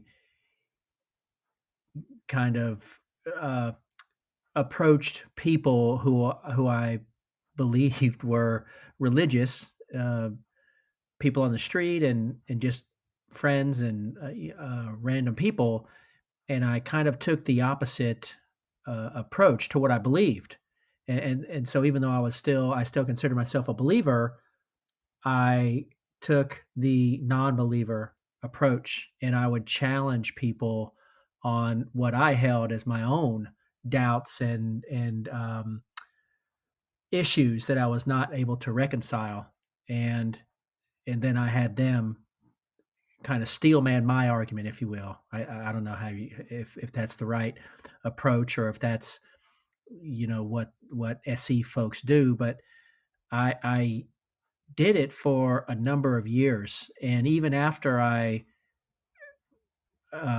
guess I would say stopped believing, I still did that until and I said this before a couple months ago when we first started talking about SE. I stopped doing it when it worked, and I encountered people who were, I think, shaken by some of the questions that they had not considered, and some of the contradictions that I was unable to reconcile. I challenged them and didn't get, I saw that they were confused and challenged and all that. And then I started thinking, what the heck am I doing? I mean, it was a voluntary interaction. So in that regard, they were kind of opening themselves up to the challenge, but I just felt guilty because I thought I may never see this person again. And here I've taken away, or at least undermined, perhaps one of the core pillars of their belief and their character and their worldview and all that. And then just said, see you later. Have a nice life. And um, after a number of those times, I avoided it. And it's really been a very selective process in terms of me talking about religion with any person over the past, 20 plus years. For that reason, I'm very selective because, even if people are willing to engage, I want to make sure that, they are open to that. And I just think with SE, it's hard to establish not just that framework, or that starting point, but more importantly, it's hard to establish that end point. And that's what concerns me. Yeah, you're speaking on the ethics aspect of exploring somebody else's epistemology with them, and I think that gets overlooked a lot of the times. There's a street epistemology course that's being developed, and ethics is one of the modules. So there's a lot of thought that's going into the ethics of it, especially recently. And I really respect the fact that you take that into account, because it can be really traumatic for someone, if they were to find out that the reasons that they're believing something aren't good reasons. So yeah, do you think that if you had resources for them, uh, you would more likely engage in street epistemology? Yeah, I think even simpler. I would just say, if I were to set up a booth on the side of the road, you guys may have seen Steven Crowder and other folks go out to college campuses or city blocks, and they'll just set up a little table and a couple chairs, and they'll say something like, something about gun control or abortion or immigration, whatever, prove me wrong. Right. So if I were to have some invitation to that person who knows what he or she is getting into up front, if I held a sign or had a shirt or a hat, something to the effect, there is no God, or let's talk about God, or let's talk about your beliefs or your values or something, and that way, that person who is willing and able to engage, it knows what they're getting into. That to me would solve 95% of my concerns. Hmm. So if the person understood what street epistemology is from the beginning, and uh, and there was continuous informed consent, that would cause you to maybe engage in it more?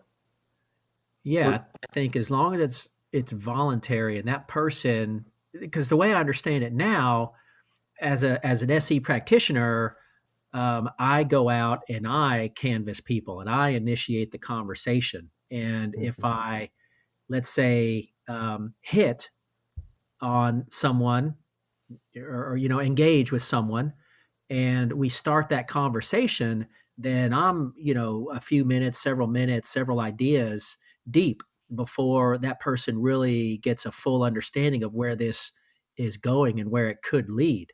And by then, to me, it's too late. I want that person knowing going in Yeah. where it may lead. What's stopping you from doing that? Well, I just think a place like the Clubhouse, scratches my itch, so I come on here and I come into these rooms and, there's an endless number of rooms where these participants on either side of, any issue, religion, whatever, um, come voluntarily and they go into these rooms knowing what they're getting into. So this to Yeah. me on Clubhouse is the perfect place to practice SE. I just think, with unwitting people on the street who are randomly approached and engaged with is a whole different matter. hmm Do you think it's possible to engage with somebody and get their consent to the point where that would be okay in that situation? Yeah, I do. I still think that when I have done this years ago, I would, try to, I think, live up to the ideals of what you guys are practicing or intending, just getting people to kind of challenge their own beliefs and develop some introspection on some of these deeper values or beliefs and how there might be contradictions and alternative explanations and things like that. I think most people operate at kind of a superficial level and they, grow up, in the church or talking with parents and, et cetera, friends, and then they kind of stop there. And SE, I think, is designed to dig deeper and to really identify what those potential contradictions are, and that can be dangerous. And so even I just think the whole idea of me approaching you as an unsuspecting, interlocutor and or person engaging in this topic, um, by the time you really understand where we're going, it even then may be too late. I'm just very, I have a behavioral science background. I'm accustomed to taking ethics and institutional review board, review external third party reviews of our protocols into account, and so I see a very similar, I guess, parallel here. hmm Yeah. We're assuming that if somebody's on Clubhouse, they're consenting to having a conversation that could cause them to re-evaluate their confidence level in a conclusion that they've had for a long time, kind of thing. Mm-hmm. Exactly. Not Hang on. only that, they can come back tomorrow and they can engage with that same person. And they know that, like, if Daniel and I want to talk and we get really far into it, and, I go a day or two thinking about these things, I can come back and engage with Daniel and have a continuous conversation, whereas if I'm on the street, I may see a tourist or somebody I may never see again, and they're Sure. kind of on their own. Brian, I'd like to make an observation, if I may. I would love to hear it. I'm so sorry. I hate to interrupt people. That's actually the thing I hate doing most on Clubhouse. But I'm going to go eat dinner with my family. So I did just want to quickly say that I have thoroughly enjoyed this. I hope to converse with all of you in the future sometime soon. Thank you. Yeah, thanks, Yeah, Daniel. Thanks, Good to see you Daniel. again. it seems I'll to send me you like those links. Naomi. It seems to me like Naomi wanted to say something. She flashed her microphone many times. Oh, Yes, I just please. wanted quick question to Brian.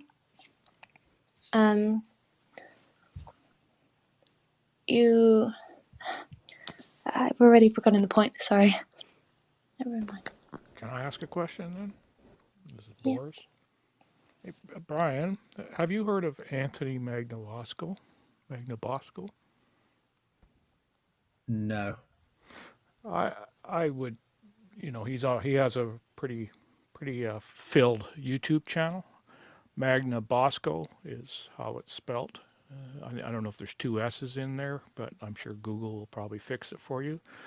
In my view, he's like one of the masters of SE. He has methods and ways to make it as cordial and as unobtrusive or offensive or whatever you want to call it, because you sound like you have a little bit of, you know, not the best feeling about it. But Anthony does such a fantastic job when it comes to that, and he's had people come back. He usually does it. He hasn't done it since the pandemic, but he's done it at universities or a pathway he did by his house. He did a pathway, some kind of it was by a park or something, and people have come back to talk to him again. He'll set a timer, for example, but he's got tons of YouTubes, and I suggest you go check him out. I think you'll have a totally different view on it after you watch him. Will do. Thank you. I've got an observation, if I may. My name's Jeff. Hey, everybody. Having Hello. Hello. This is a very salient conversation for me because I recently deconverted from my lifelong evangelical faith. I'm 59. I was a devout conservative Christian for most of my adult life. So, yes, to Brian's point, it was very traumatic, and I describe it when I talk to people that care and that want to hear. I describe it as traumatic, and it was. It was not the result of street epistemology. I found street epistemology after my deconversion, and I almost wish I had found street epistemology first. I wished I had someone to gently approach me and ask me questions, because my experience, and this is, I don't want to throw people under the bus. My experience was when I first started doubting and wanted to find things out, I went to YouTube and I happened upon a certain program that airs in Texas where the hosts are generally known to kind of berate and belittle people who call into their show.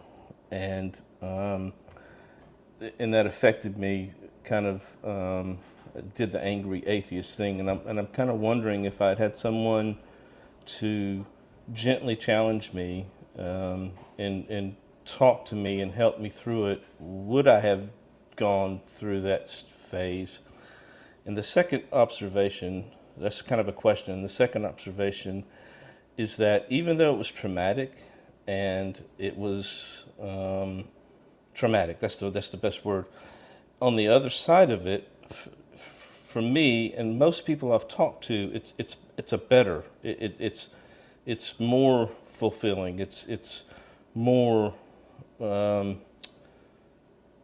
real. And I wonder, could we, again, to David's point, maybe we shouldn't sell the public short that they're not able to handle it, maybe, is what I'm thinking. I don't know. I'm just kind of thinking out loud. Thank you for listening, guys.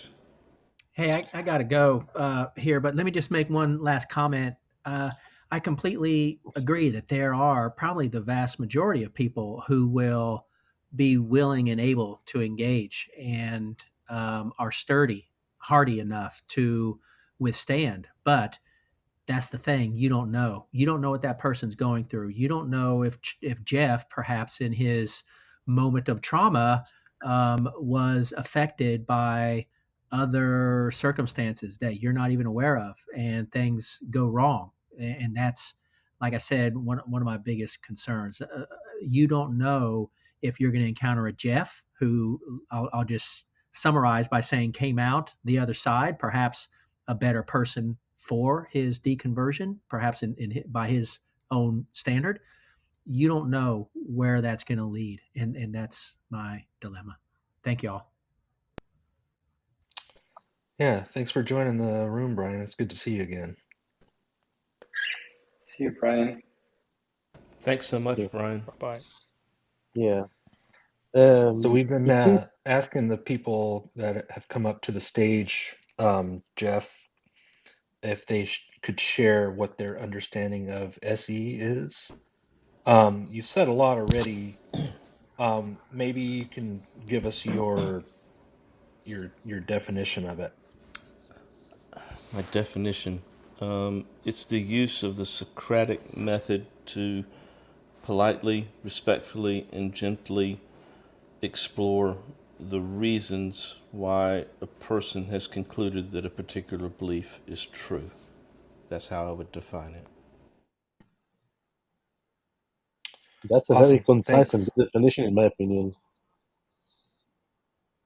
I wanted to say about what Brian said that I totally agree with him. It seems to me like those specific tools that we have to question one's belief can lead to what Carl Jung said as ego death. Right?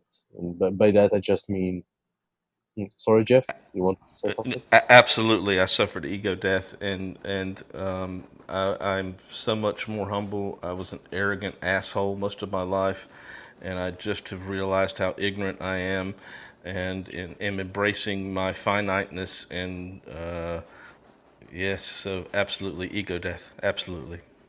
Yeah, an ego death. Maybe I'm wrong, but from what I remember, an ego death is supposed to be an experience that is very intensive, that separated you from your identity, right?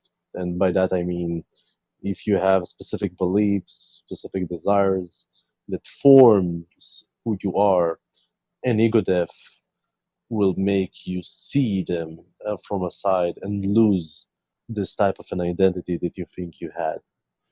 And this many times is very traumatic to people, right?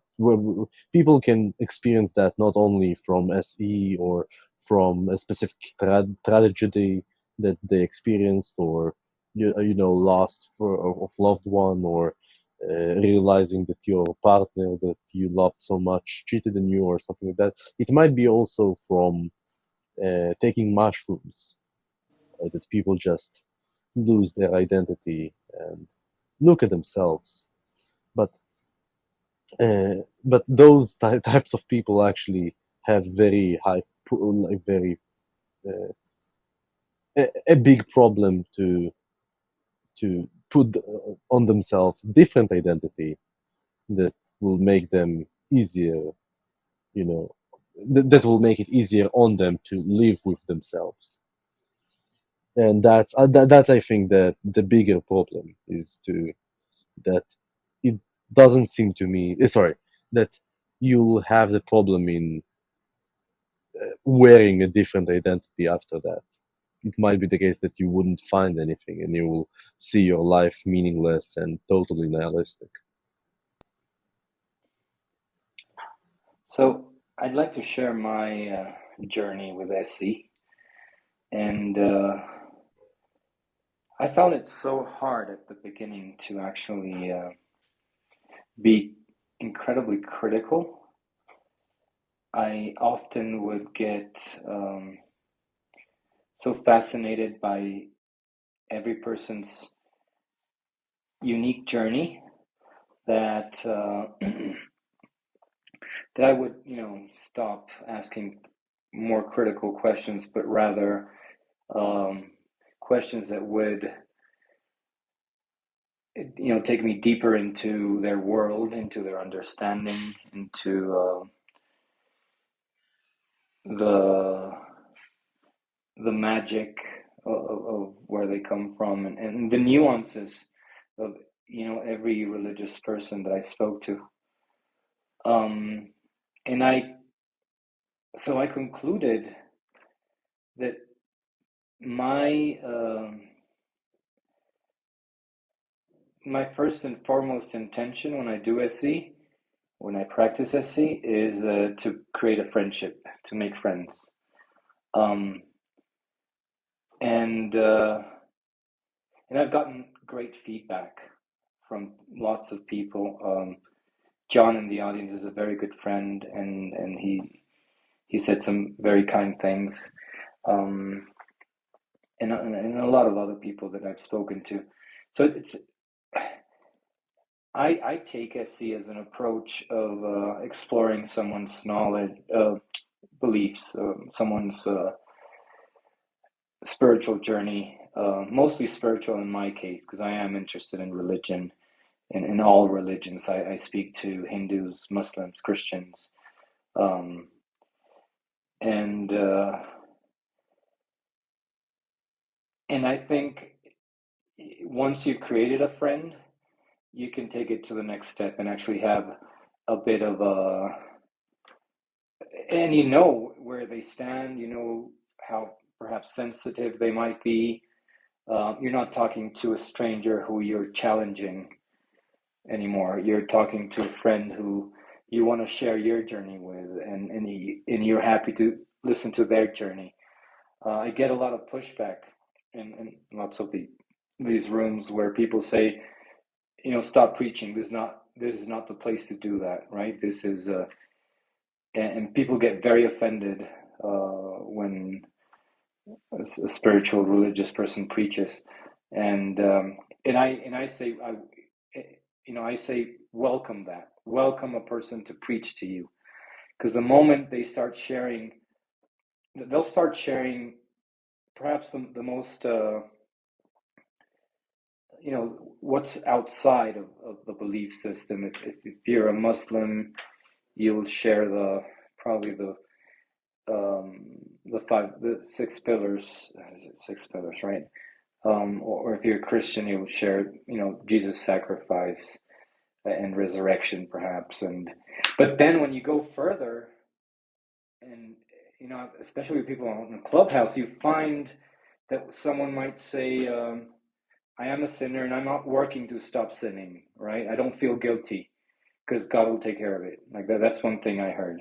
And things that I had a lot, I can't think of everything right now, but many things that I had never heard before. And I'm really tempted to like create a chart or some kind of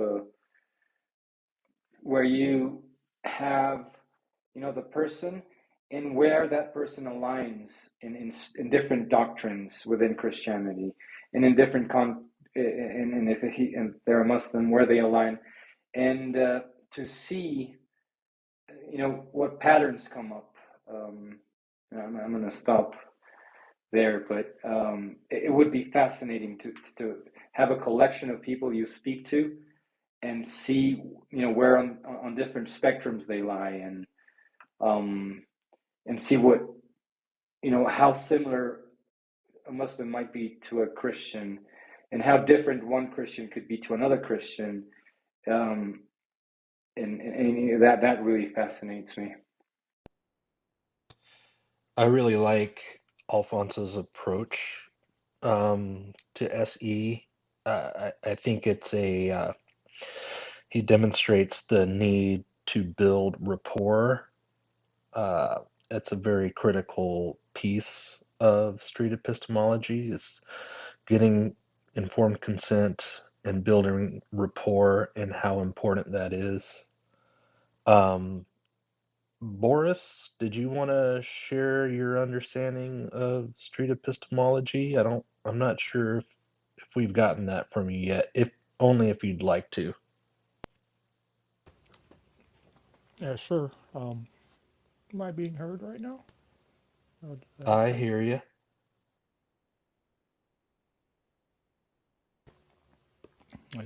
Couldn't tell. I wasn't wearing my reading glasses. Um, yeah, I mostly got interested in it because not so much religion, but I believe a lot of people's beliefs that I find, in my opinion, to be kind of bizarre and affect my life is all stems from the same sort of thinking, I think. So I just wanted to, because I work with people and I have, family members that, you know, I'll just pick the one person, not a family member, doesn't even believe in gravity. So if you have to work with people like that, the whole idea from my perspective is to have what Peter Boghossian says, have difficult conversations. And that's what got me interested in it mostly, is to have conversations with people without it end up being a fight, and knowing when to quit, when to stop, whatever, because it these things are tough topics, some of them. People who, like my son for example, doesn't think he should be vaccinated. Which I think is crazy. I mean, he's got grandparents, and myself, I'm fairly old too. I'm 65, so he's putting us all at risk, and he doesn't seem to understand that. So these types of things got me really interested in street epistemology, particularly when I used to. Anthony used to do them live on Discord, and he would stream them live on Discord, so that between the conversations you can do a little bit of rehash on it, on what happened and what he should have maybe done different. And he talked to the people on Discord. Afterwards, we wouldn't obviously interfere when he was doing it, but we got to hear it live, and then he talked to us afterwards. And it was very interesting. Learned a lot more that way than any other way I've encountered it before. So that's about it. That's my main goal for SE. Not religion, really. How would you describe it to someone? I think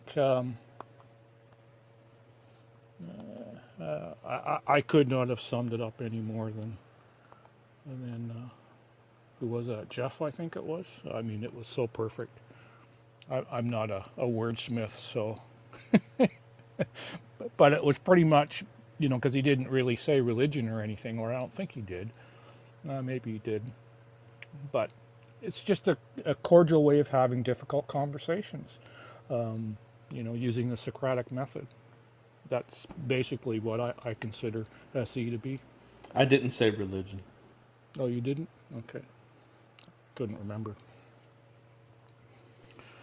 Because it covers everything. I remember being in a room with Darth over at Discord, and he wasn't in the room at the time. People were talking, and Darth flies in, if people know Darth Dawkins, but he comes flying in. He's really anti-SE, and he starts going on and on about the guy that does Cordial Curiosity or whatever, that particular YouTube. Read Nice Wonder. Yeah, that's right. That's his name. I couldn't remember it. And he came flying in, and he was just going on and on about, it's just a trick to create atheists. And I piped in and said, hey, they also talk to flat earthers, right? So, to make the point, right? And he got all upset with me about it. But somewhere on Tom Rabbit, it's him and I, a little short 7-minute interaction. But that's what Darth believes, because he goes by the Peter Boghossian's original book was a manual for creating atheists, not realizing that Peter stepped back on or walked back a few things and rewrote the book, and it's now subtitled. And who knows what the original title, whether his publisher said he should be doing, that should be the title or whatever. but his current one is how to have difficult conversations, I think is what it's called. So I It's think impossible the cordial conversation. way. Yeah, I think the cordial sense or the cordial style of those types of conversations make you more open-minded to different ideas and critical of your own ideas. It seems to me like it will make you more of this type of an interlocutor, right? And it seems to me like a very good way to converse with someone, because in that way both parties or both interlocutors have the capacity to change their mind or to investigate more ideas in a way that will make their own worldview more resilient against criticism and more fruitful and more meaningful and more thoughtful. That's it. Definitely seems to help, that's for sure. Yeah, I've moved from when I first started thinking about SE. I've moved now to the point where I don't care what the claim is, and then I'm focused on the methods that the person has used to arrive at the claim is true.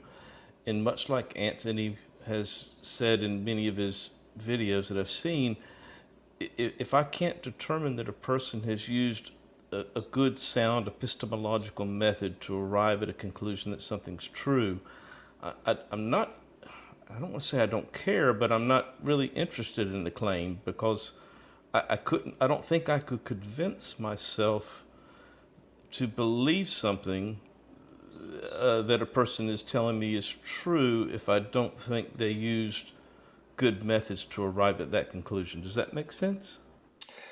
Yes. There's been an experiment I've been wanting to conduct for a long time, and that is conducting an SE conversation uh, where the practitioner doesn't know what the claim is, but asks the same question. Like, I envision, and I haven't totally thought this out, but I envision having the interlocutor write down the claim and just folding up the piece of paper, and the SE practitioner doesn't know what the claim is. If that could be done, I think that it could be. I would like to I try it volunteer. I sometime. volunteer. I volunteer. Please pick me. Pick me. Yeah, I definitely want to. I definitely want to do that, because I think that that would demonstrate um, where the focus is. It's not on the claim, it's on the reasons and the method the person used to arrive at the claim, and Yes. why those reasons and methods are reliable or sufficient. Yes, exactly. Because I just found myself, I kind of went into it on the religious kind of thing where I Hmm. It seems something held him back. well, you Um, won't have to feel bad about doing that interview. That's for sure, with that enthusiastic consent. yeah, Yeah, it yeah. seems You all it heard that, seems to right? Yeah, I heard it. yeah. I like to use one specific term, and the term is no epistemic norm. What an epistemic norm is a principle that one holds to delineate or distinguish between better and worst beliefs. And this is the thing that I think will be most useful to explore or to attack or to defend or whatever. Like those types of principles, how would you delineate between what is a better explanation or a worst explanation? Yeah, and um, that's a really good point that you just brought up, and we're not we're not necessarily trying to figure out or whose is better. We're trying to understand why they think it's reliable or why they think it's sufficient. Or just why they hold to those specific principles. Yeah. Just in general, I think. Right.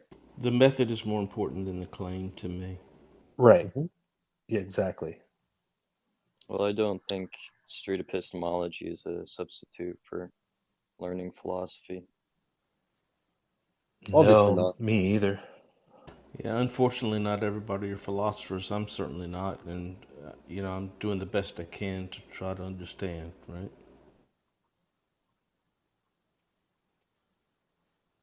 Yeah, I definitely want to do that experiment. Maybe the next room I have, maybe you can look out for it. It'll probably be something like SE without the claim or something like that. Yeah, that'd be fun to kind of explore. I only have a few minutes left, then I'm gonna close the room. If I've got to run, anybody, guys. Thanks. yeah, we'll see you around. Okay. Anybody have any last thoughts? How about calling the room Hidden Claim? Yeah, that'd be a good name for it. Yeah, maybe a hidden claim, and in this case, you can give, for example, Alfonso the claim, and you will be the petitioner. Yeah. Or Yeah, the other I way think around. that'd be fun. Yeah. Just write him like in the DMs or in the message. Yeah, and I don't know, maybe at the end, I guess they could reveal it, or I guess that's what I'm trying to figure out, if it's even necessary to know what the claim is to explore the epistemology. Well, yeah, that's a good way to see. Probably you, David, would have to. I think you would find out by the end of the conversation what the claim is. So it would be interesting to see whether you figure it out or not. Yeah, it could be like maybe. No, sorry, It would David. be very difficult.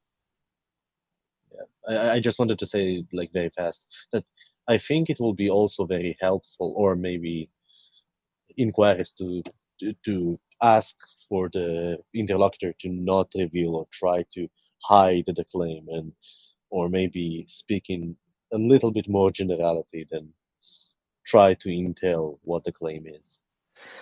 Yeah, I don't know. I think it would be helpful if the person that has the claim understands what the claim is, and the reason why I suggested that they write it down is so that they can't change it mid conversation, because I think that would defeat the whole point. But I don't know, that we could do it all kinds of ways. So, well, I need to go. It was like blast to talk with you, with all of you. Hey, Boris, I remember you from Discord. Thanks for joining the room, Rody. Good to talk to I you. remember you too. Bye-bye. Anyways, I gotta go too. So okay. See you all. You're gonna shut this room down anyways, right? Yeah, I gotta get going. It's good to see you again, Boris. See you around. You too. Bye. Good night, everyone. And nice seeing you, Naomi. Yeah, good to see you. Keep us updated on your PhD. Yeah. Nice seeing you guys also. Bye, David. Take care. Good night. Buenas noches. Good night. And And there you have it. If you enjoyed this episode of the podcast and want to join the conversation or just listen in, you can find us in the Street Epistemology Club on the Clubhouse discussion app. Until next time, keep asking questions.